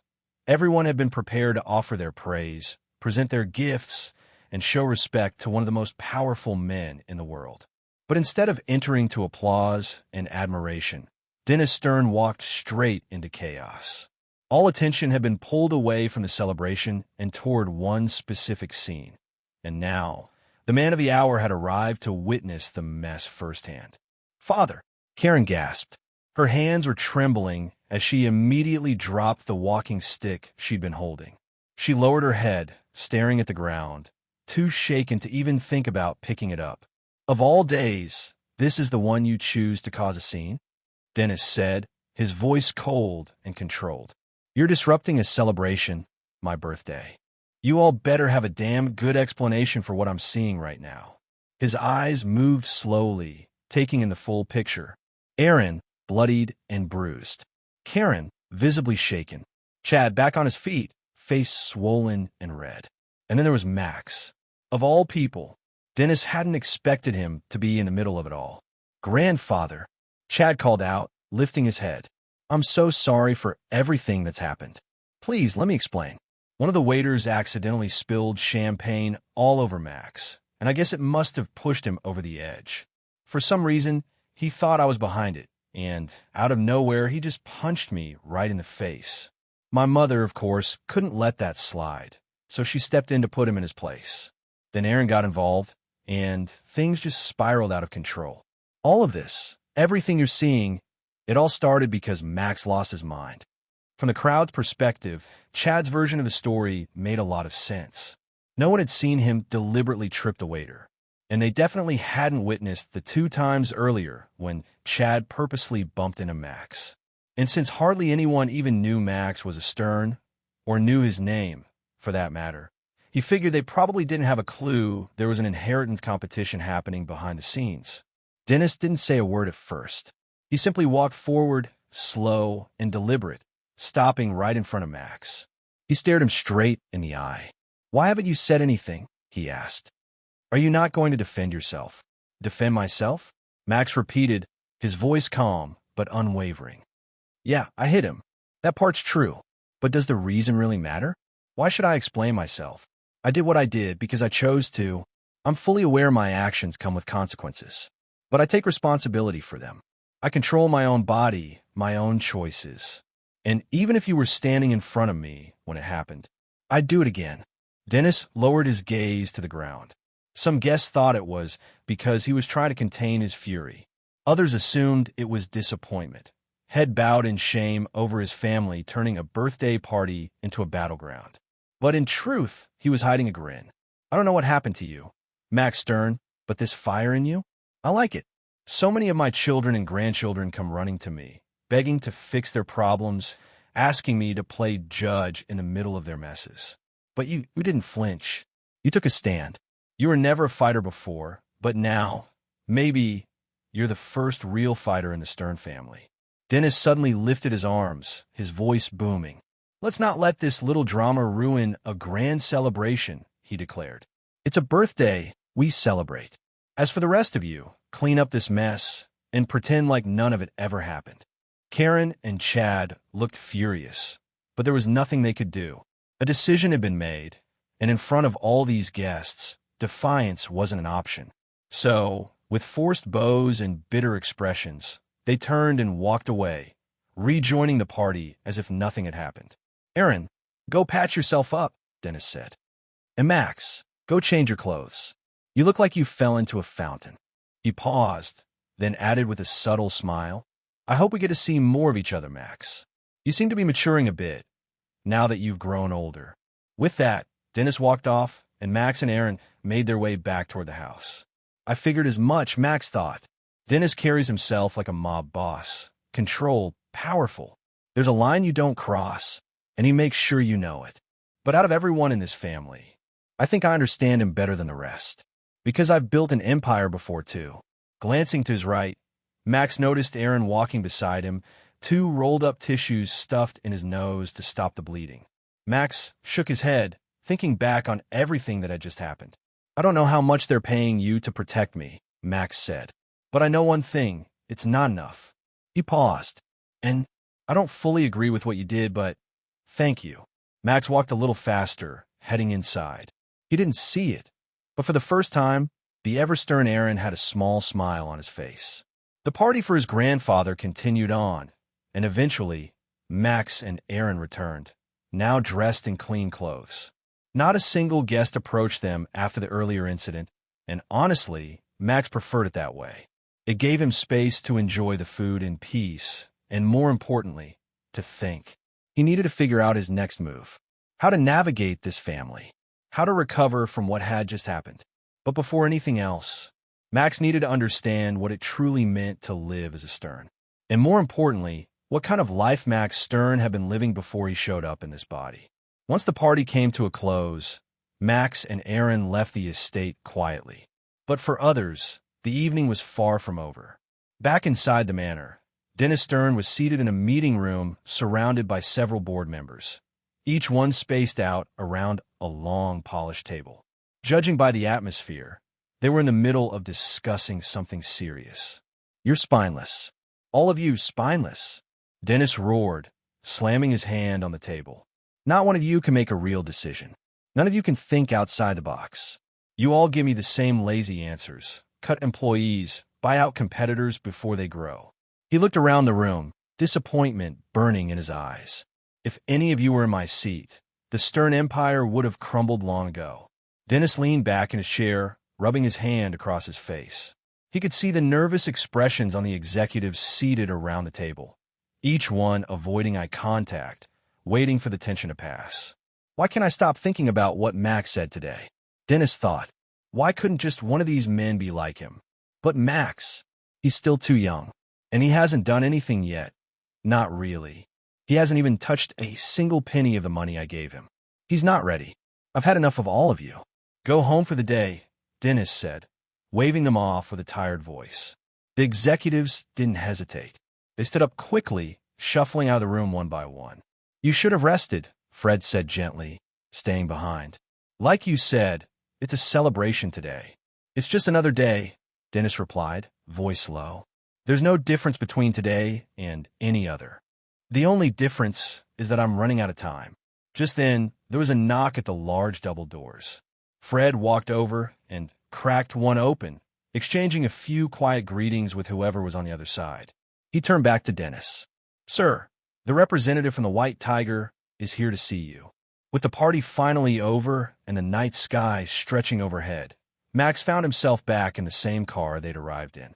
Aaron was behind the wheel, driving them toward Notting Hill City, a place that stirred some very recent memories for Max. The White Tiger gang was rooted in Manchester City, Max thought, but the last deal I was called to make before everything went sideways, that happened right here in Notting Hill. And now, this Max kid just so happens to live here. Maybe it's fate. Maybe it's just irony. Either way, it's not a bad place for a fresh start. It had been a long day. A day full of surprises, tension, and things he never expected to face. I used to think rich kids had it easy, Max mused. But now I see that's not even close to the truth. When I was his age, my biggest problems were finding enough money to eat or getting a girlfriend. This kid doesn't have to worry about money, but he's got a whole different kind of mess to deal with. Even so, after experiencing the worst part of being in the body of a rich kid, Max figured he was due to experience some of the perks. The car rolled to a stop, and Max looked out the window. The neighborhood looked rough, really rough. The streets were covered in graffiti, trash lined the sidewalks like it had been there for days, maybe weeks. As for houses, there weren't any. Just low-rise apartment blocks, no taller than 3 floors. The buildings were crammed tightly together, leaving barely any space between them. The area looked small, boxed in, and worn down. "Do you need to use the bathroom? Or something?" Max asked, raising an eyebrow. "No, young master," Aaron replied. "We're here. This is your apartment, the place you've been living in for the past year." Max blinked. This is where I live?" He stepped out of the car, getting a better look at the full picture. It wasn't that he had a problem with it. In fact, the place reminded him of his old life. Before he built his empire, Max had grown up in a neighborhood not too different from this. It wasn't the area itself that shocked him. It was the fact that someone from the Stern family, with billions at their fingertips, was living here. Aaron led the way, guiding Max up to the second floor. They passed 5 other doors before stopping at the last one at the end of the walkway. Aaron pulled out a key and unlocked the door, then handed it over to Max as they stepped inside. It was just as dull inside as it looked from the outside, maybe 30 square meters, if that. A single bed, barely big enough for an adult. A cramped space with a small TV and a cheap-looking table. The kitchen was more like a corner, just enough room to turn around, but not actually move in. And the bathroom? Not far at all. Still, Max had to admit, at least he wasn't sharing the place with anyone. That was something. But that didn't mean he didn't have questions. Seriously, what was this kid thinking? Max thought, scanning the tiny room. You had access to $1 billion for a year, and you didn't even bother upgrading to a decent apartment? The more I learn about this guy, the more I want to punch him myself. The apartment rent comes out of your allowance account, Aaron explained, stepping in behind him. Your daily necessities, bills and such, are all paid automatically. So your total funds haven't gone down because of any of this. Wait, how much even is my allowance? Max asked, pulling out his phone. He tapped on the banking app he hadn't opened yet and scrolled through the statements. The numbers looked odd, like something wasn't adding up. The allowance system is set up to automatically return any unused funds, Aaron added. So the balance resets each month. It doesn't build up. Now it all made sense. Max finally understood. His monthly allowance was $20,000. $20,000, and he still rented a place like this? Max muttered. I rented a place like this. What is wrong with me? He felt like he was losing it. Every choice the kid had made just confused him more. Nothing added up. How was he supposed to live this life like it was his own when none of it made any sense? Sooner or later, someone was bound to notice that he wasn't the real Max. You moved here after your parents passed away, Aaron said quietly. It happened last year. You were 16 at the time. Your grandfather gave you a choice, and you chose to live on your own. You chose this place. I don't know the reasons behind it, but if I may say, perhaps losing your memories is a blessing in disguise. Maybe now you can live a new life, a better one. Aaron gave a respectful bow. Right. He lost both his parents, Max thought, his chest tightening for just a second. At least I know what that feels like. My duties are finished for today, Aaron said. I'll take my leave now. I hope you enjoy your day tomorrow. Max nodded, waving him off. Honestly, he was surprised Aaron didn't just sleep on the floor beside him, the way he'd been acting all day. Still, out of everyone Max had met so far, Aaron might have been the one person he could almost let his guard down around. Thanks again, Max said. So, when will I see you next? Tomorrow morning? Oh, that's right, Aaron said. I'm the head of your security team, but I wasn't always the only one. In the past, there were others who watched over you, even at night, stationed just outside this apartment. He paused for a moment before continuing. But you instructed me to dismiss all personnel. You didn't want anyone guarding you. I followed that order, but I insisted on one condition. Aaron stood straighter. That I would personally watch over you on weekends. Today is Sunday, which means my duty ends here. He gave a small bow. Still, if you need me, I'm just a phone call away. I'll be there as fast as possible. He reached into his pocket and pulled out his phone. Oh, and one more thing. He tapped the screen, sending something over. A notification popped up on Max's phone. Stalker had sent him a message. Max raised an eyebrow. Well, at least the kid had a sense of humor. Opening the message, he saw a photo, some kind of schedule. Please follow it carefully, Aaron said. And I hope you enjoy your day at school tomorrow. Max froze. Right, he replied, lips twitching into a nervous half-smile. I forgot, this kid is 17. which means I have to go back to high school. High school had been both the best and worst time in Max's life, depending on how one looked at it. Starting with the worst, he was never the kind of guy who could sit down and study. Books, notes, long paragraphs of boring information, none of it ever stuck. But ask him about his favorite comics or TV shows, and he could recite every single detail without missing a beat. If only that laser focus had applied to schoolwork, he probably would have been top of his class without breaking a sweat. So no, just because he had barely graduated high school over 10 years ago didn't mean he was about to start crushing tests and coasting through with ease this time around. Now, for the good memories, those were all about his fists. Back in the day, Max had made a name for himself fast. Not long after starting school, he beat the toughest guy in his class, then the strongest in his year, and after that, the top dog in the whole school. There wasn't a single student who didn't know the name Maximus.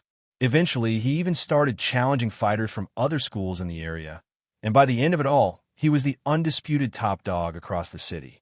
There were rumors that Max had once taken on 50 people at the same time and walked away the victor. It sounded insane, but the story spread like wildfire through the city, becoming a legend.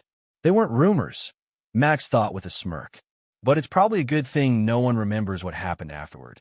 I spent weeks in the hospital. When he thought about the best days of his life, most of them didn't actually happen in school. There were the moments outside of it, the people he met, the crew he built, the glory days that followed. There wasn't much he missed about actual high school, which made it even more frustrating that he had to start all over again. Those rough days, they're the reason I got pulled into the gang life in the first place. And where did that lead? Dead before I even hit 50. Back in his small apartment, Max rummaged through the limited wardrobe, looking for something to wear. The suit he'd worn to the event was way too formal. He needed something way more low-key. As he changed, he caught a glimpse of himself in the bathroom mirror. His eyes scanned the marks still fading on his skin and the overall frailness of this new body. You definitely looked like the study-all-day type, Max thought, frowning. One thing's for sure, you didn't do sports. So if you were a good student, and now I start failing every class, what's going to happen then? All the thinking was starting to drive Max crazy. He was nearly pulling his hair out. Back in his old life, whenever his head got too cluttered, he had one solution: work out. Strong body, strong mind. That's how he made decisions. But this body was weak, unable to sit still any longer, and tired of feeling boxed in by the cramped apartment. Max threw on some looser clothes, mostly sportswear, thankfully still in the closet, and headed out. The night sky was out, the streets dimly lit. It was around 9 p.m., not too late by his standards. Then again, he had to remember. He had school tomorrow. As he walked through the quiet neighborhood, his mind churned through the situation again. What am I supposed to do? He thought. Right now, I got a weak body, but a whole lot of money. And I need to find out who in the White Tigers betrayed me. Could I just use the money to hire another gang? Bring in muscle to help me get answers? He could already picture it. This version of him walking into some rough territory, try to throw his weight around, and immediately getting mugged, beaten, or worse, before he even made it to the door. Maybe Aaron could arrange a meeting with someone, but that would raise all kinds of red flags. Money's a powerful tool in the underworld, Max thought. But without strength of my own, I'll just end up being used. Money can't fix everything. That thought led him to a decision. Pulling out his phone, he opened the map app and typed one word: GYM. Only one around here, he noted. Looks like it's a boxing gym, not a full fitness center. But places like that usually have enough equipment for what I need. I gotta get this body back into fighting shape. If there's one good thing about all this, I got my youth back. Time to make it count. The gym was just a 10-minute walk from his apartment, and according to the app, it was still open. Most gyms in the city either ran 24 hours or stayed open late, especially in bigger areas, so it wasn't surprising. As Max made his way through the streets, he noticed how quiet it was. This wasn't exactly a lively or upscale part of the city. Fewer people, dimmer lights, and an overall sense of keep to yourself. Eventually, he turned onto a side street where the gym was supposed to be, just in time to see a man pulling down a metal shutter. The gym was closing. Max stopped just as the metal shutter clanged down, his eyes drifting up to the faded sign above the building. Strong Boxing Gym. He took a step forward. "Hey, I really don't want to be that guy," Max said, tried to sound casual. "But are you closing already? The map said you're open till midnight. Isn't that still a couple hours away?" The man in front of him looked solid. Broad shoulders, thick arms, the kind of build that came from years of hard work. He was wearing a blue tracksuit, though it looked worn down, like it had seen better days, and might be the only one he owned. His beard was scruffy, covering most of his face, and messy enough that if Max had passed him on the street, he might have assumed he was homeless. "Unfortunately, kid," the man said with a sigh, "as of today, I'm closing this place down." "Closing it?" Max raised his eyebrows. "But this is the only gym within 2 miles of here. What am I supposed to do now?" The man gave a tired chuckle and gestured down the street. "Look around. You see anyone walking these sidewalks? Any customers lining up to train?" He shook his head. "I've got bills to pay. Equipment upkeep, rent, groceries, all of it. I can't keep this place open out of the kindness of my heart. If it's not making money, it has to go." He sighed again, this time with a hint of frustration. "Everyone told me I was crazy for opening a gym here. Turns out they were right." For now, Max knew he couldn't afford to draw too much attention to himself. Not from Aaron, and definitely not from the Stern family. That meant no sudden moves. No flashy changes. Sure, he could easily buy workout equipment, rent the building, or even purchase the entire property if he wanted. But doing any of that would raise questions. And the last thing he needed right now was Dennis Stern watching him too closely. "So what do I do?" Max thought, glancing around. The man looked like he was ready to call in night and head home, shoulders slumped in defeat. As Max scanned the front of the building, he noticed a small QR code posted near the door, probably the payment link for drop-in lessons. He pulled out his phone. A soft beep sounded as he scanned it. "If I were to pay you," Max asked, "how much would it take per month to keep this place open?" The man stopped in his tracks, turning slowly to face Max. Some high school kid, he thought, eyeing Max, probably wants to get stronger so he can fight off some school bullies or impress a girl. "But I can't entertain this." He sighed, not wanting to give the kid false hope. He remembered what that felt like when he first opened the place. "It's not cheap," he said, voice gruff. "Rent, insurance, maintenance, all sorts of stuff. I don't know, maybe if you paid 10 grand a month, I could keep it running." It was a number he tossed out casually, deliberately, too high. He didn't expect the kid to say yes. In fact, he was hoping he wouldn't. He'd open the gym with hope that it could help kids like him back when he was younger. Give them a place to focus, a place to grow. But hope didn't pay the bills. As he turned to walk away, his phone buzzed. Ding! He pulled it out, casually checking the screen, and then froze. A sharp pang hit his chest as he stared at the notification. The man known as Stephen Strong was 35 years old, a guy who'd once chased a dream of opening his own boxing gym. He had spent years fighting professionally, not as a champion, but as a skilled journeyman. He was the kind of fighter they called in when a rising star needed someone solid to go up against. Someone who could take a hit, go the rounds, and make the other guy look good.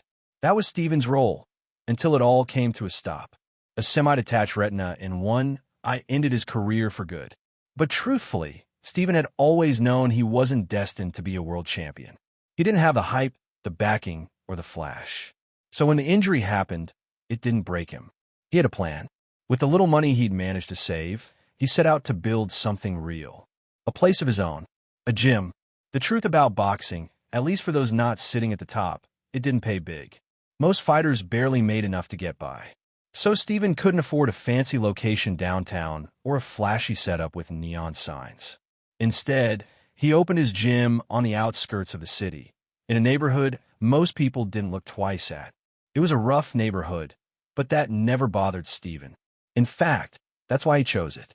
He believed that with all the troubled kids in the area, most from different schools, a lot of that pent-up energy could be channeled into something better, something real. He wanted to get them off the streets and into the ring. So he chased the dream. He saved what he could, bought some weight training equipment, laid out mats for drills, stocked boxing gloves and pads, even managed to install a ring and a few heavy bags. It wasn't a huge space, but it was his, and Stephen was proud of it. For a while, it felt like things might actually work out. But life had other plans. Nearly a year later, he found himself standing at the edge of failure, ready to shut the place down for good. Until about 30 minutes ago. Now, he was back behind a reception desk, tapping his fingers against the counter, casually keeping an eye on his one customer. Every so often, he glanced at his phone, just to make sure he wasn't dreaming. I still can't believe it, he thought, staring at the screen. The kid actually sent me $10K. I just threw out a random number to get him to leave me alone, and now it's sitting in my account. Honestly, it's more than enough to cover this month's rent. It even gives me a little room to breathe. Still, I've racked up a lot of debt just trying to keep this place alive. I'll need to pay all that off too, and I have no clue if this was a one-time thing. Is that kid really going to come back every month and drop that kind of money? No one in their right mind would do that, right? Steven's eyes stayed on Max, quietly observing from behind the desk. He watched as Max moved from one piece of equipment to the next. The kid had started off with a slow jog, warming up for a solid 15 minutes. Then he moved on to stretches, basic but clean form. After that, he hit the weights. Steven had been ready to step in and offer a few beginner tips once he snapped out his days. But to his surprise, Max didn't seem to need any. He handled everything with solid technique. It was weird because Max looked like someone who hadn't trained a day in his life. Frail frame, no muscle definition, no signs of someone used to lifting or fighting. And yet, he moved like someone who'd done this 100 times before. Still, Steven thought, arms folded, what I really don't get is, how does someone like him have that kind of money? Where'd he even get it? He doesn't look like he's from a rich family. And if he was, why would he be living around here? The more Steven thought about it, the worse he started to feel. A part of him couldn't shake the guilt, like he was taking advantage of the kid. But then he glanced at his phone again, message after message from debt collectors. And just like that, he buried those guilty feelings deep down. People with real money don't like you poking around in their business, Steven reminded himself. So I won't ask questions. I'll just keep things the way they are. Meanwhile, Max was getting back into the groove of working out. Well, sort of. He didn't hate it, but he definitely didn't love having to start from scratch. All those years of building strength, conditioning, speed, it was gone. This new body? Weak, sluggish. Every time he pushed it, he could feel how much it lacked. And he already knew he was going to be seriously sore in the morning. Still, Max thought, glancing around, this gym is close to home, and no one else is here. That's perfect. He mentally ran the numbers. Rent, food, basic stuff. It barely hits $2K a month. I've been watching my allowance app. Most of it keeps getting refunded because I don't spend any of it. Putting $10K into this gym each month? Not a big deal. Dennis isn't likely to question where my allowance is going anyway. As long as I stay under the radar, he'll keep his eyes off me. Eventually, Max called it night. He knew better than to push his body too far, especially on day one. If he overdid it, he'd be stuck in bed tomorrow, and that wasn't an option. Besides, it was getting late. As he headed for the exit, he paused by the front desk, turning to Steven. Keep the gym open every night, Max said. I'll transfer the payment on the 5th of each month. And since I'm the only one coming in, you can open and close it whenever you want. Just keep it clear.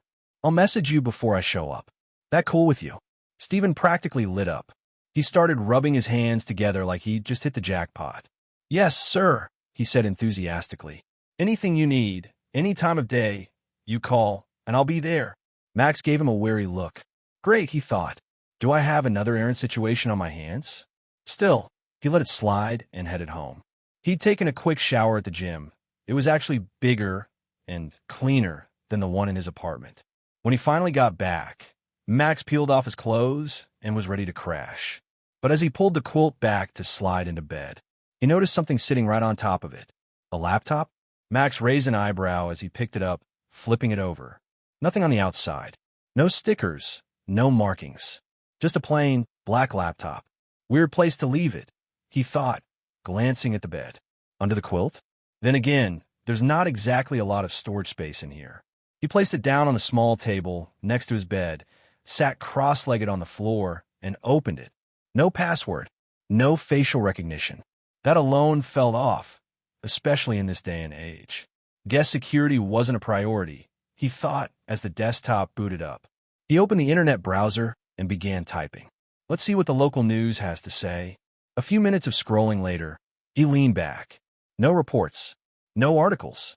Nothing about a body found in the river. Nothing that even hints at my death. I should have expected that. The White Tiger Gang doesn't leave loose ends. They're pros at cleaning up messes. With a sigh, he closed the browser and was about to shut the laptop entirely, until something on the screen caught his eye. A single video file. The thumbnail was paused on a dark, dimly lit frame, but the title stood out clear as day. Play Me. Max didn't hesitate. He clicked on it and expanded the screen to full. The video started, and for a second, Max thought he was staring into a mirror, because on the screen, sitting in the exact same spot, against the exact same bed, was him. He must have recorded this on the webcam, Max thought, eyes narrowing. But before he could finish the thought, the video began to play. On screen, the other Max, his past self, looked directly into the camera. If you're watching this video, then it means I'm already dead. His chest tightened, a sinking feeling pulling down hard in his stomach. That one sentence, if you're watching this, then I'm already dead.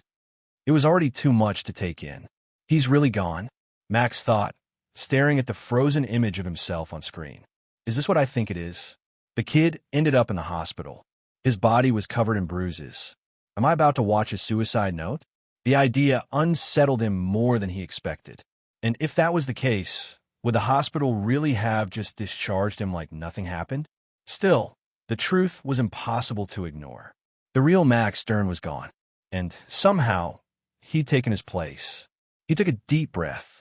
One of the few advantages of living the life he had was that his emotions weren't easily shaken.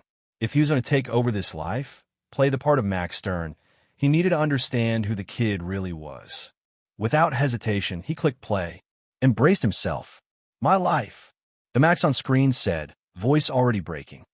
It's been hard. So hard. And maybe, as someone from the Stern family, that's hard to believe. His voice cracked. Things changed when Mom and Dad died. And the more I think about it, with everything that's happened, I don't even know if it was an accident. The Max in the video pulled his knees into his chest, hunching forward.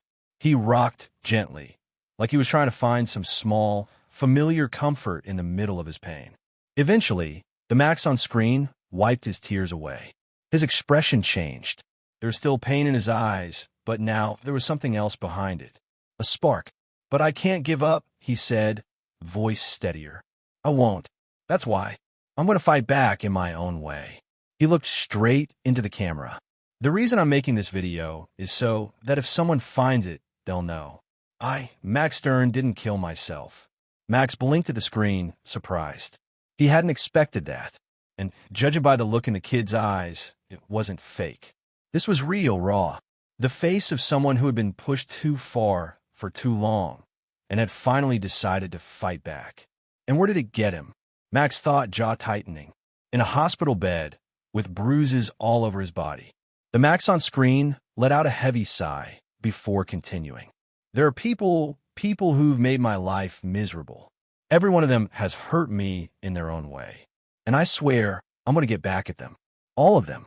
He hesitated, glancing away for a second, then looked back at the camera.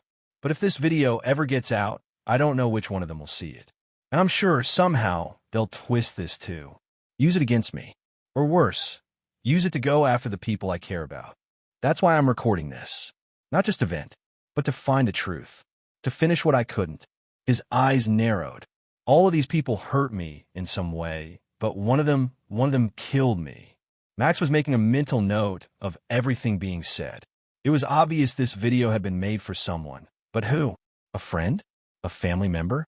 Maybe even Aaron? One thing was clear. It wasn't meant for him. Not for someone with no context. Not for someone who had taken over Max Stern's life.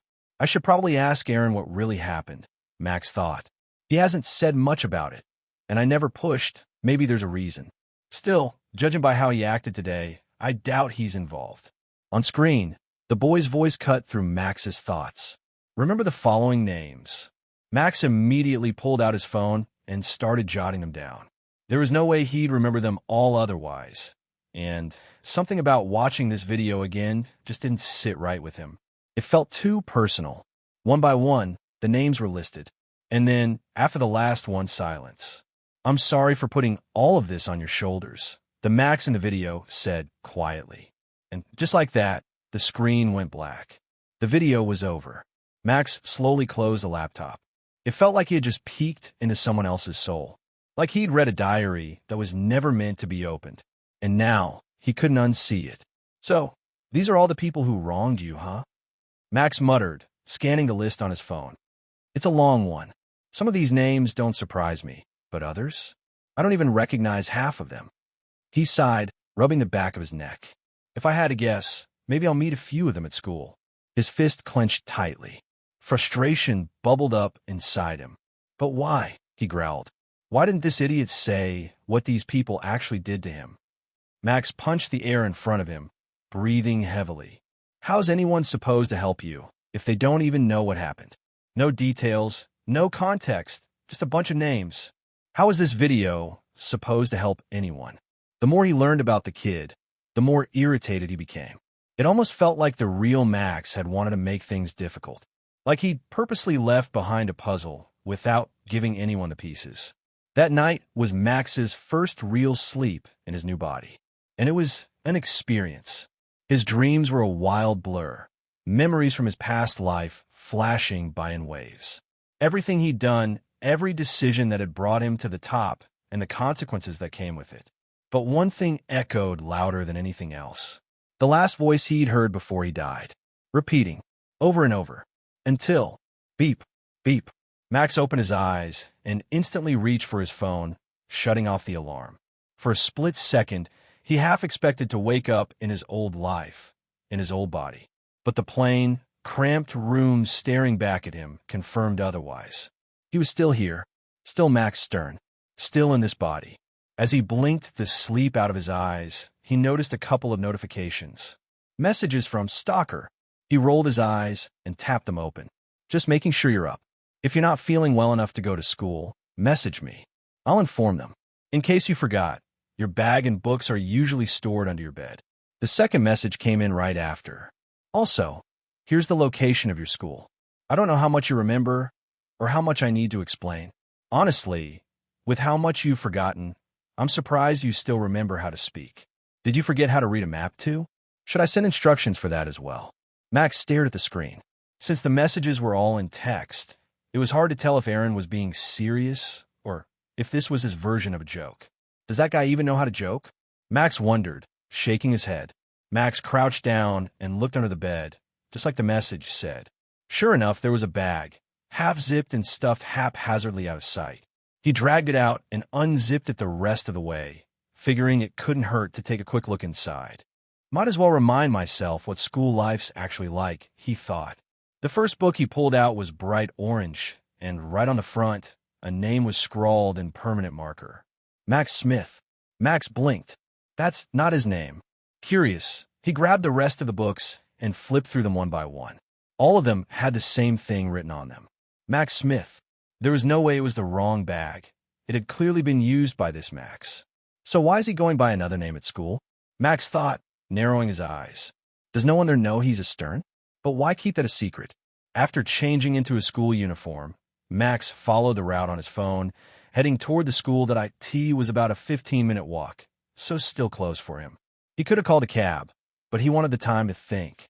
There was too much swirling in his head after everything he'd learned and what he'd just discovered. So he's going by a fake name at school, Max thought. Well, technically a fake family name. That means he doesn't want anyone to know he's a Stern.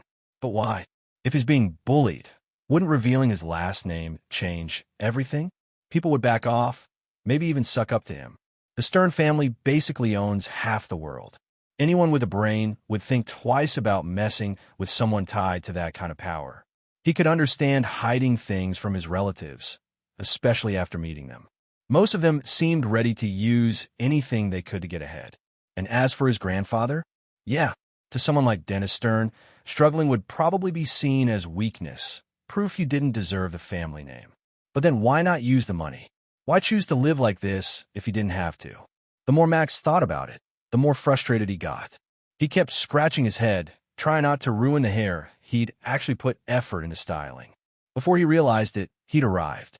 In front of him stood the school gates, sliding open. Orange walls surrounded the campus, and beyond them, a wide field stretched out toward the main building. Then there was the school itself, and just seeing it gave Max yet another surprise. I seriously need to stop getting surprised, he thought, sighing. But this keeps happening. Why the heck is a member of the Stern family going to public school? There wasn't a hint of judgment behind the thought. Max had gone to public school himself. But someone from the Stern family? It didn't add up. Private schools weren't just about better facilities. They were about connections, status, and prestige. In the business world, that stuff mattered. A lot. And even if his grandfather refused to pay for it, Max had access to more than enough money to cover tuition. He could have handled it through his allowance without anyone blinking an eye. None of this makes sense, Max thought, clenching his jaw. Every choice this kid made, there's something behind it. He didn't do any of this because he wanted to. Now I really want to know what the hell was going on in his life. And why was he carrying it all alone?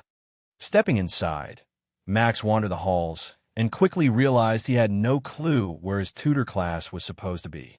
He paused mid-step, staring blankly at the unfamiliar hallway. Maybe I should have messaged Aaron after all, he thought, exhaling through his nose. Thankfully, a teacher had spotted Max wandering the hallway. Registration was already starting and quickly pointed him to the right classroom. When he stepped inside, the male teacher at the front gestured for him to come over. Just stand here for a second, the teacher said. Then he turned to the class.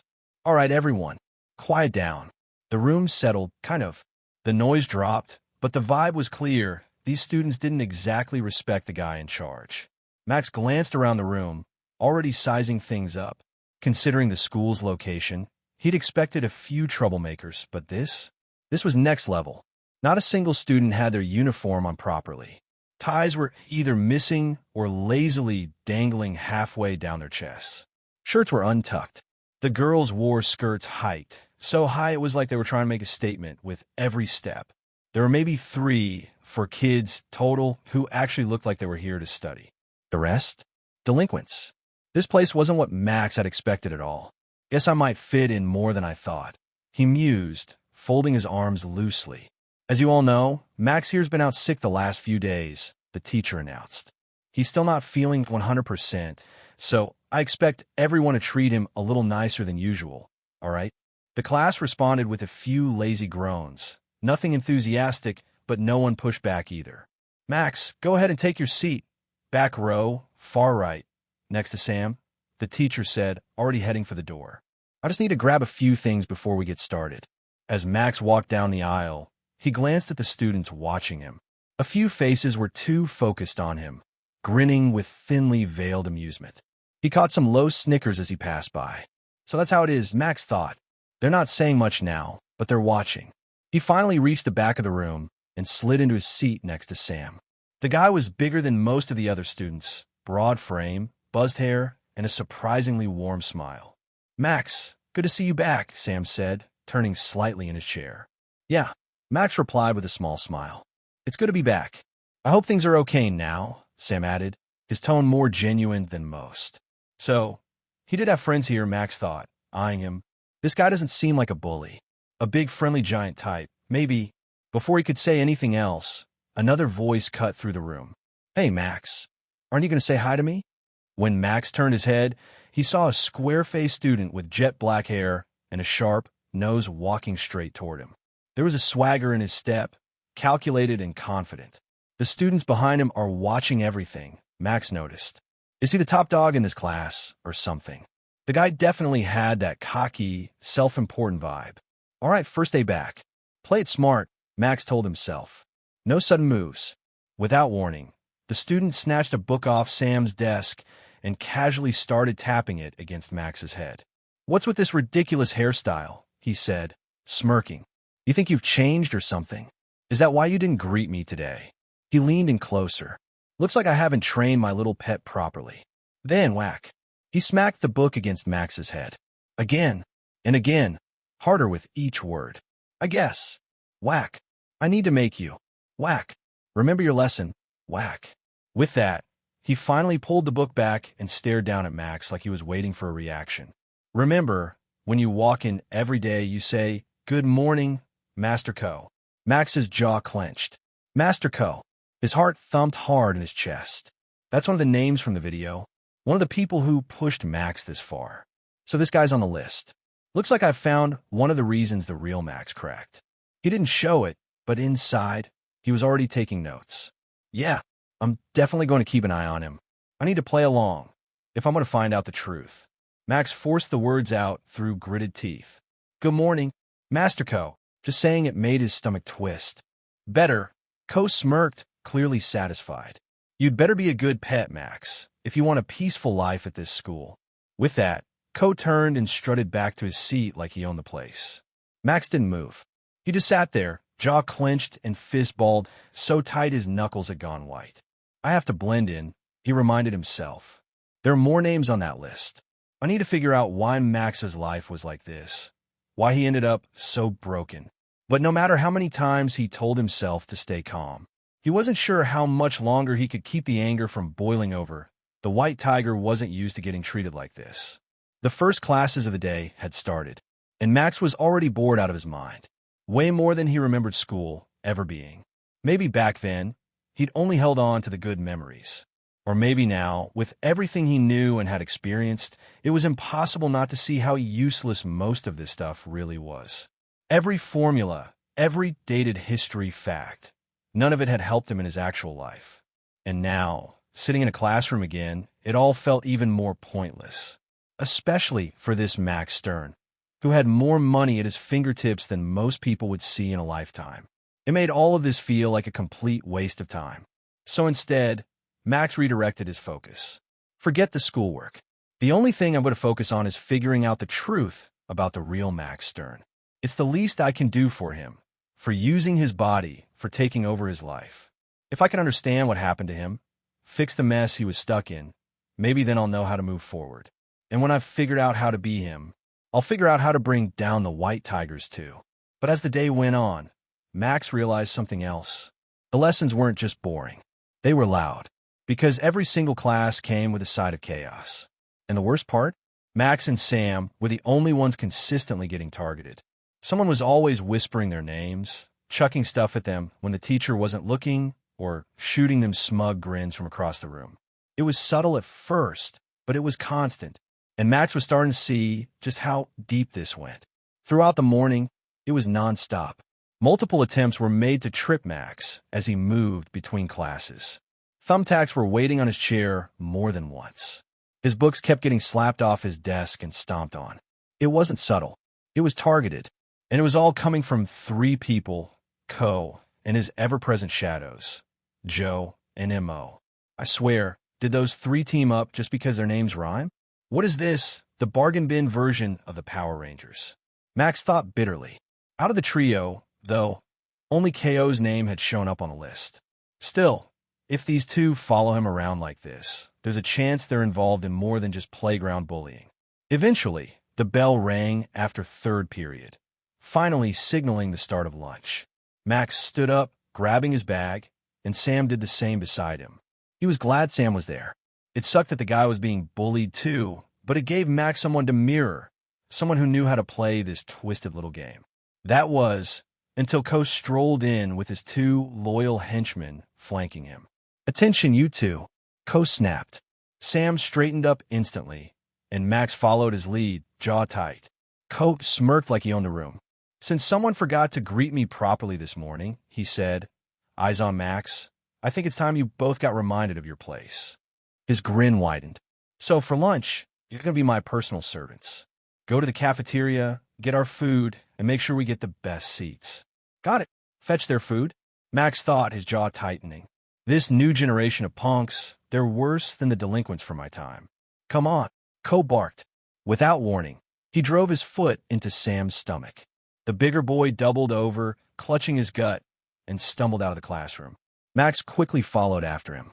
They rushed down the halls and made it to the cafeteria in decent time, but other students, whose classrooms were closer, had already started lining up. Max fell in a line beside Sam and scanned the scene. Things had definitely changed since he was in school. He watched as students tapped their phones against an NFC reader, got their payments processed, and then picked up trays of food. "He didn't give us any money," Max muttered. Sam sighed. "Of course he didn't. That's what he means by punishment. It's not just grabbing food, it's paying for it too." Max clenched his fists slightly, resisting the urge to turn around and storm back. "Does he make you do this every day?" he asked, trying to sound casual. Sam glanced at him sideways. "Did you hit your head too hard while you were in the hospital? Or something?" He let out a short snort. That weird laugh of his that probably made him a target more than anything else. "He does a lot, but not every day. Guess today's one of the lucky ones." Sam looked down, embarrassed. "I hate to ask, but do you mind covering the third tray today? I'll get next time. I really don't have much allowance left." They needed 5 trays in total, 2 for themselves and 3 for Ko and his goons. As they reached the metal counter, Sam grabbed 2 trays. He was just about to pull out his phone when Max reached across and tapped his own on the NFC reader. "Twice. I got this one. Don't worry about it," Max said casually. Then, without hesitation, he picked up 3 more trays and paid again. Sam froze for a second before quietly setting his phone away. "Thank you," he said, voice low as he rubbed his eyes with the sleeve of his shirt. Max noticed the tears but tried to play it cool. "Hey, come on," he said, glancing away. "Don't get all emotional on me. I only did it 'cause it's not a big deal. Seriously, don't read into it too much." Still, even Max could tell it meant something to the guy. It had been nothing for him, but for Sam, that small act hit hard. After gathering all 5 trays of food, they made their way to a table. Back and forth, they set the trays down, 3 on one side, 2 on the other. Not long after, they spotted Ko and his crew walking in. Sam immediately stood up straight beside the table, hands by his side. Max followed his lead, mirroring the posture like it was second nature. The 3 of them, Ko, Joe, and Mo, strolled in, laughing like they didn't have a care in the world. They went straight to the table, grinning the moment they spotted the trays. Without a word, they sat down and started scarfing down their food like it was some kind of reward. Max stayed standing, following Sam's lead, watching them eat while their own trays sat untouched. "Man, I'm still hungry," Ko said, rubbing his stomach. He glanced over at the other side of the table. "Hey, you don't mind if I eat yours, right?" He didn't wait for a reply. Ko was already reaching across, dragging the 2 untouched trays over to his side. "But Sam instinctively reached out, then froze.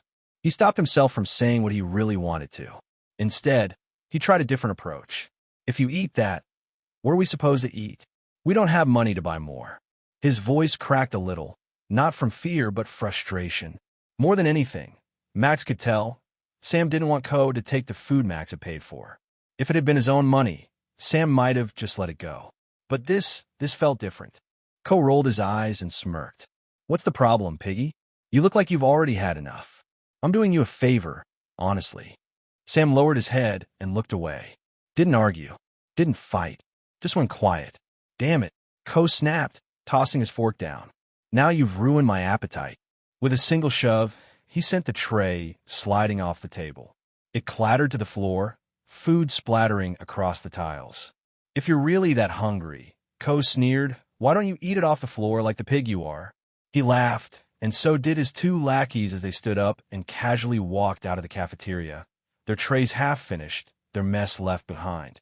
Sam silently dropped to one knee, grabbing a napkin and starting to clean up the spilled food, his face red, not just from embarrassment, but from holding everything in. Max knelt beside him and placed a hand on his shoulder. "Don't worry about it," he said softly. "You can have my food." Sam's eyes widened. "No way. You already paid for all of it. What about you? What are you going to eat?" Max stood up, his gaze locked on the 3 walking out of the room. "Don't worry," he said, brushing off his hands. "I don't think I'll have time to eat." His voice was calm, too calm. "Looks like I've got something else to take care of." Max trailed Ko and his cronies as they strolled out of the cafeteria, still laughing, still joking around like nothing had happened. Like humiliating someone was just part of their routine. His footsteps quickened. His fists were clenched tight, knuckles straining with each step. "I don't get it, Max," he thought, the frustration boiling inside him. "If this was your daily life, why didn't you do something? Why didn't you transfer? Fight back?" Pay someone off, anything? He remembered the video. You said you were going to fight back. Were those bruises from that? Did you finally snap? Was that what landed you in the hospital? Max's jaw tightened. I'm sorry, Max Stern. If this is the life you lived, I respect you. But this isn't the life I can live for you. I can't just sit back and take it. Up ahead, Ko and his friends were just passing through the double doors. Max pushed forward, his vision narrowing as he locked onto Ko's back.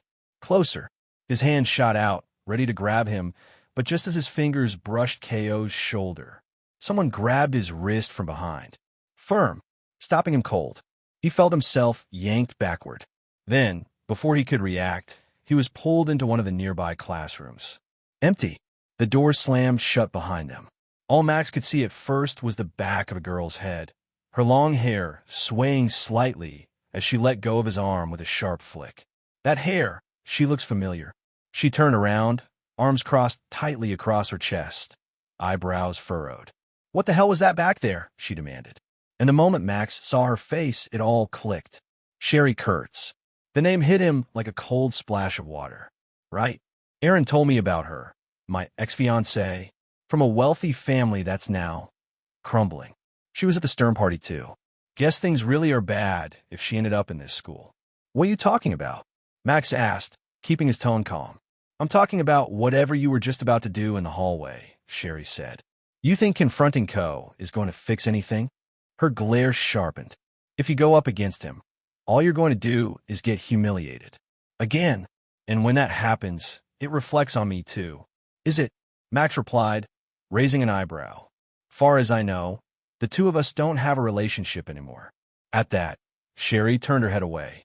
Max couldn't see her expression, but when she finally looked back, her face was just as tense. Eyes narrowed, jaw tight. This is humiliating, she snapped. All of it. What happened in the cafeteria? Watching you get treated like some stray dog?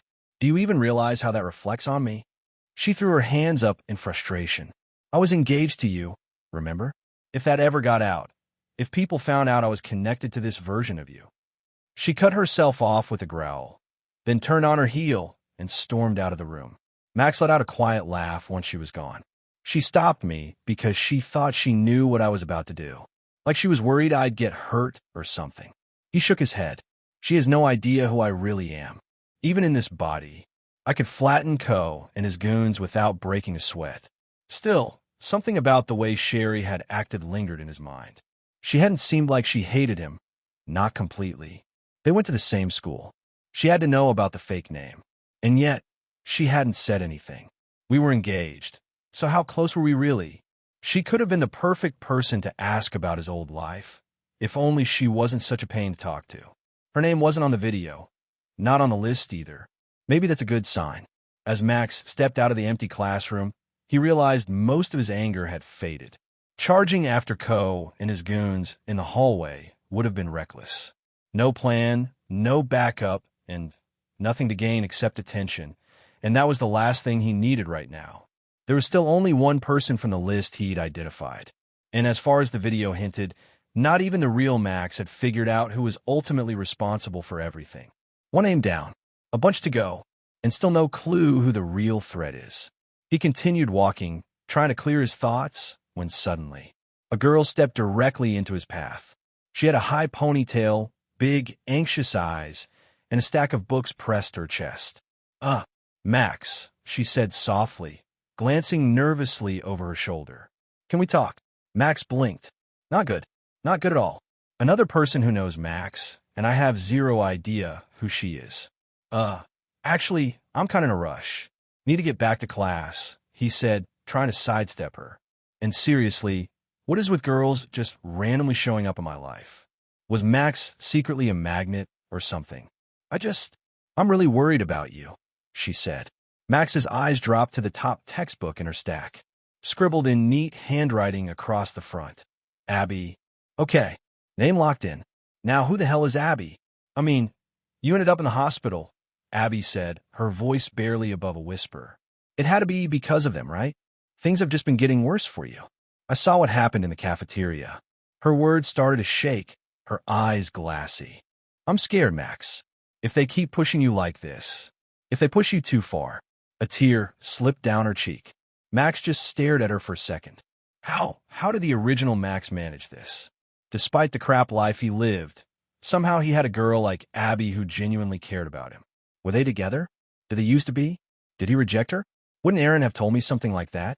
Abby wiped her face with the sleeve of her cardigan, then stepped a little closer. If something had happened to you, and I never got to see you again. Her voice cracked. Why won't you let me help you? Why don't you ever talk to me? She clutched her books tighter to her chest. If you ever need anything at all, just ask me, okay? Max swallowed hard. The problem is, dear Abby, I don't even know who you are. He offered a soft, awkward smile. The kind that said thanks, without revealing the truth he was dying to hide. The underworld had its own way of keeping connected. News in this world didn't spread through headlines or press conferences. It passed in whispers, texts, and fear. Long before anything hit the public, those in the game already knew.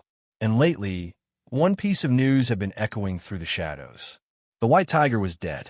The white tiger's gone? That's not possible. How could anyone take him out? I'm serious. I heard he once took down 100 guys by himself. Pfft, that has to be an exaggeration. No, man, bare fists. The rest had weapons. Every gang's heard the story. Even if that's blown out of proportion, you can't deny the other stuff. There's talk he was betrayed, stabbed in the back. That's what's scary. If he could get taken out like that, I'm telling you, if the white tiger was still breathing, just his presence would be enough to tear down every gang out there. There's not a single soul in the underworld who'd dare cross him. I've seen what he's like when he snaps. And trust me, no one wants to be near when that happens.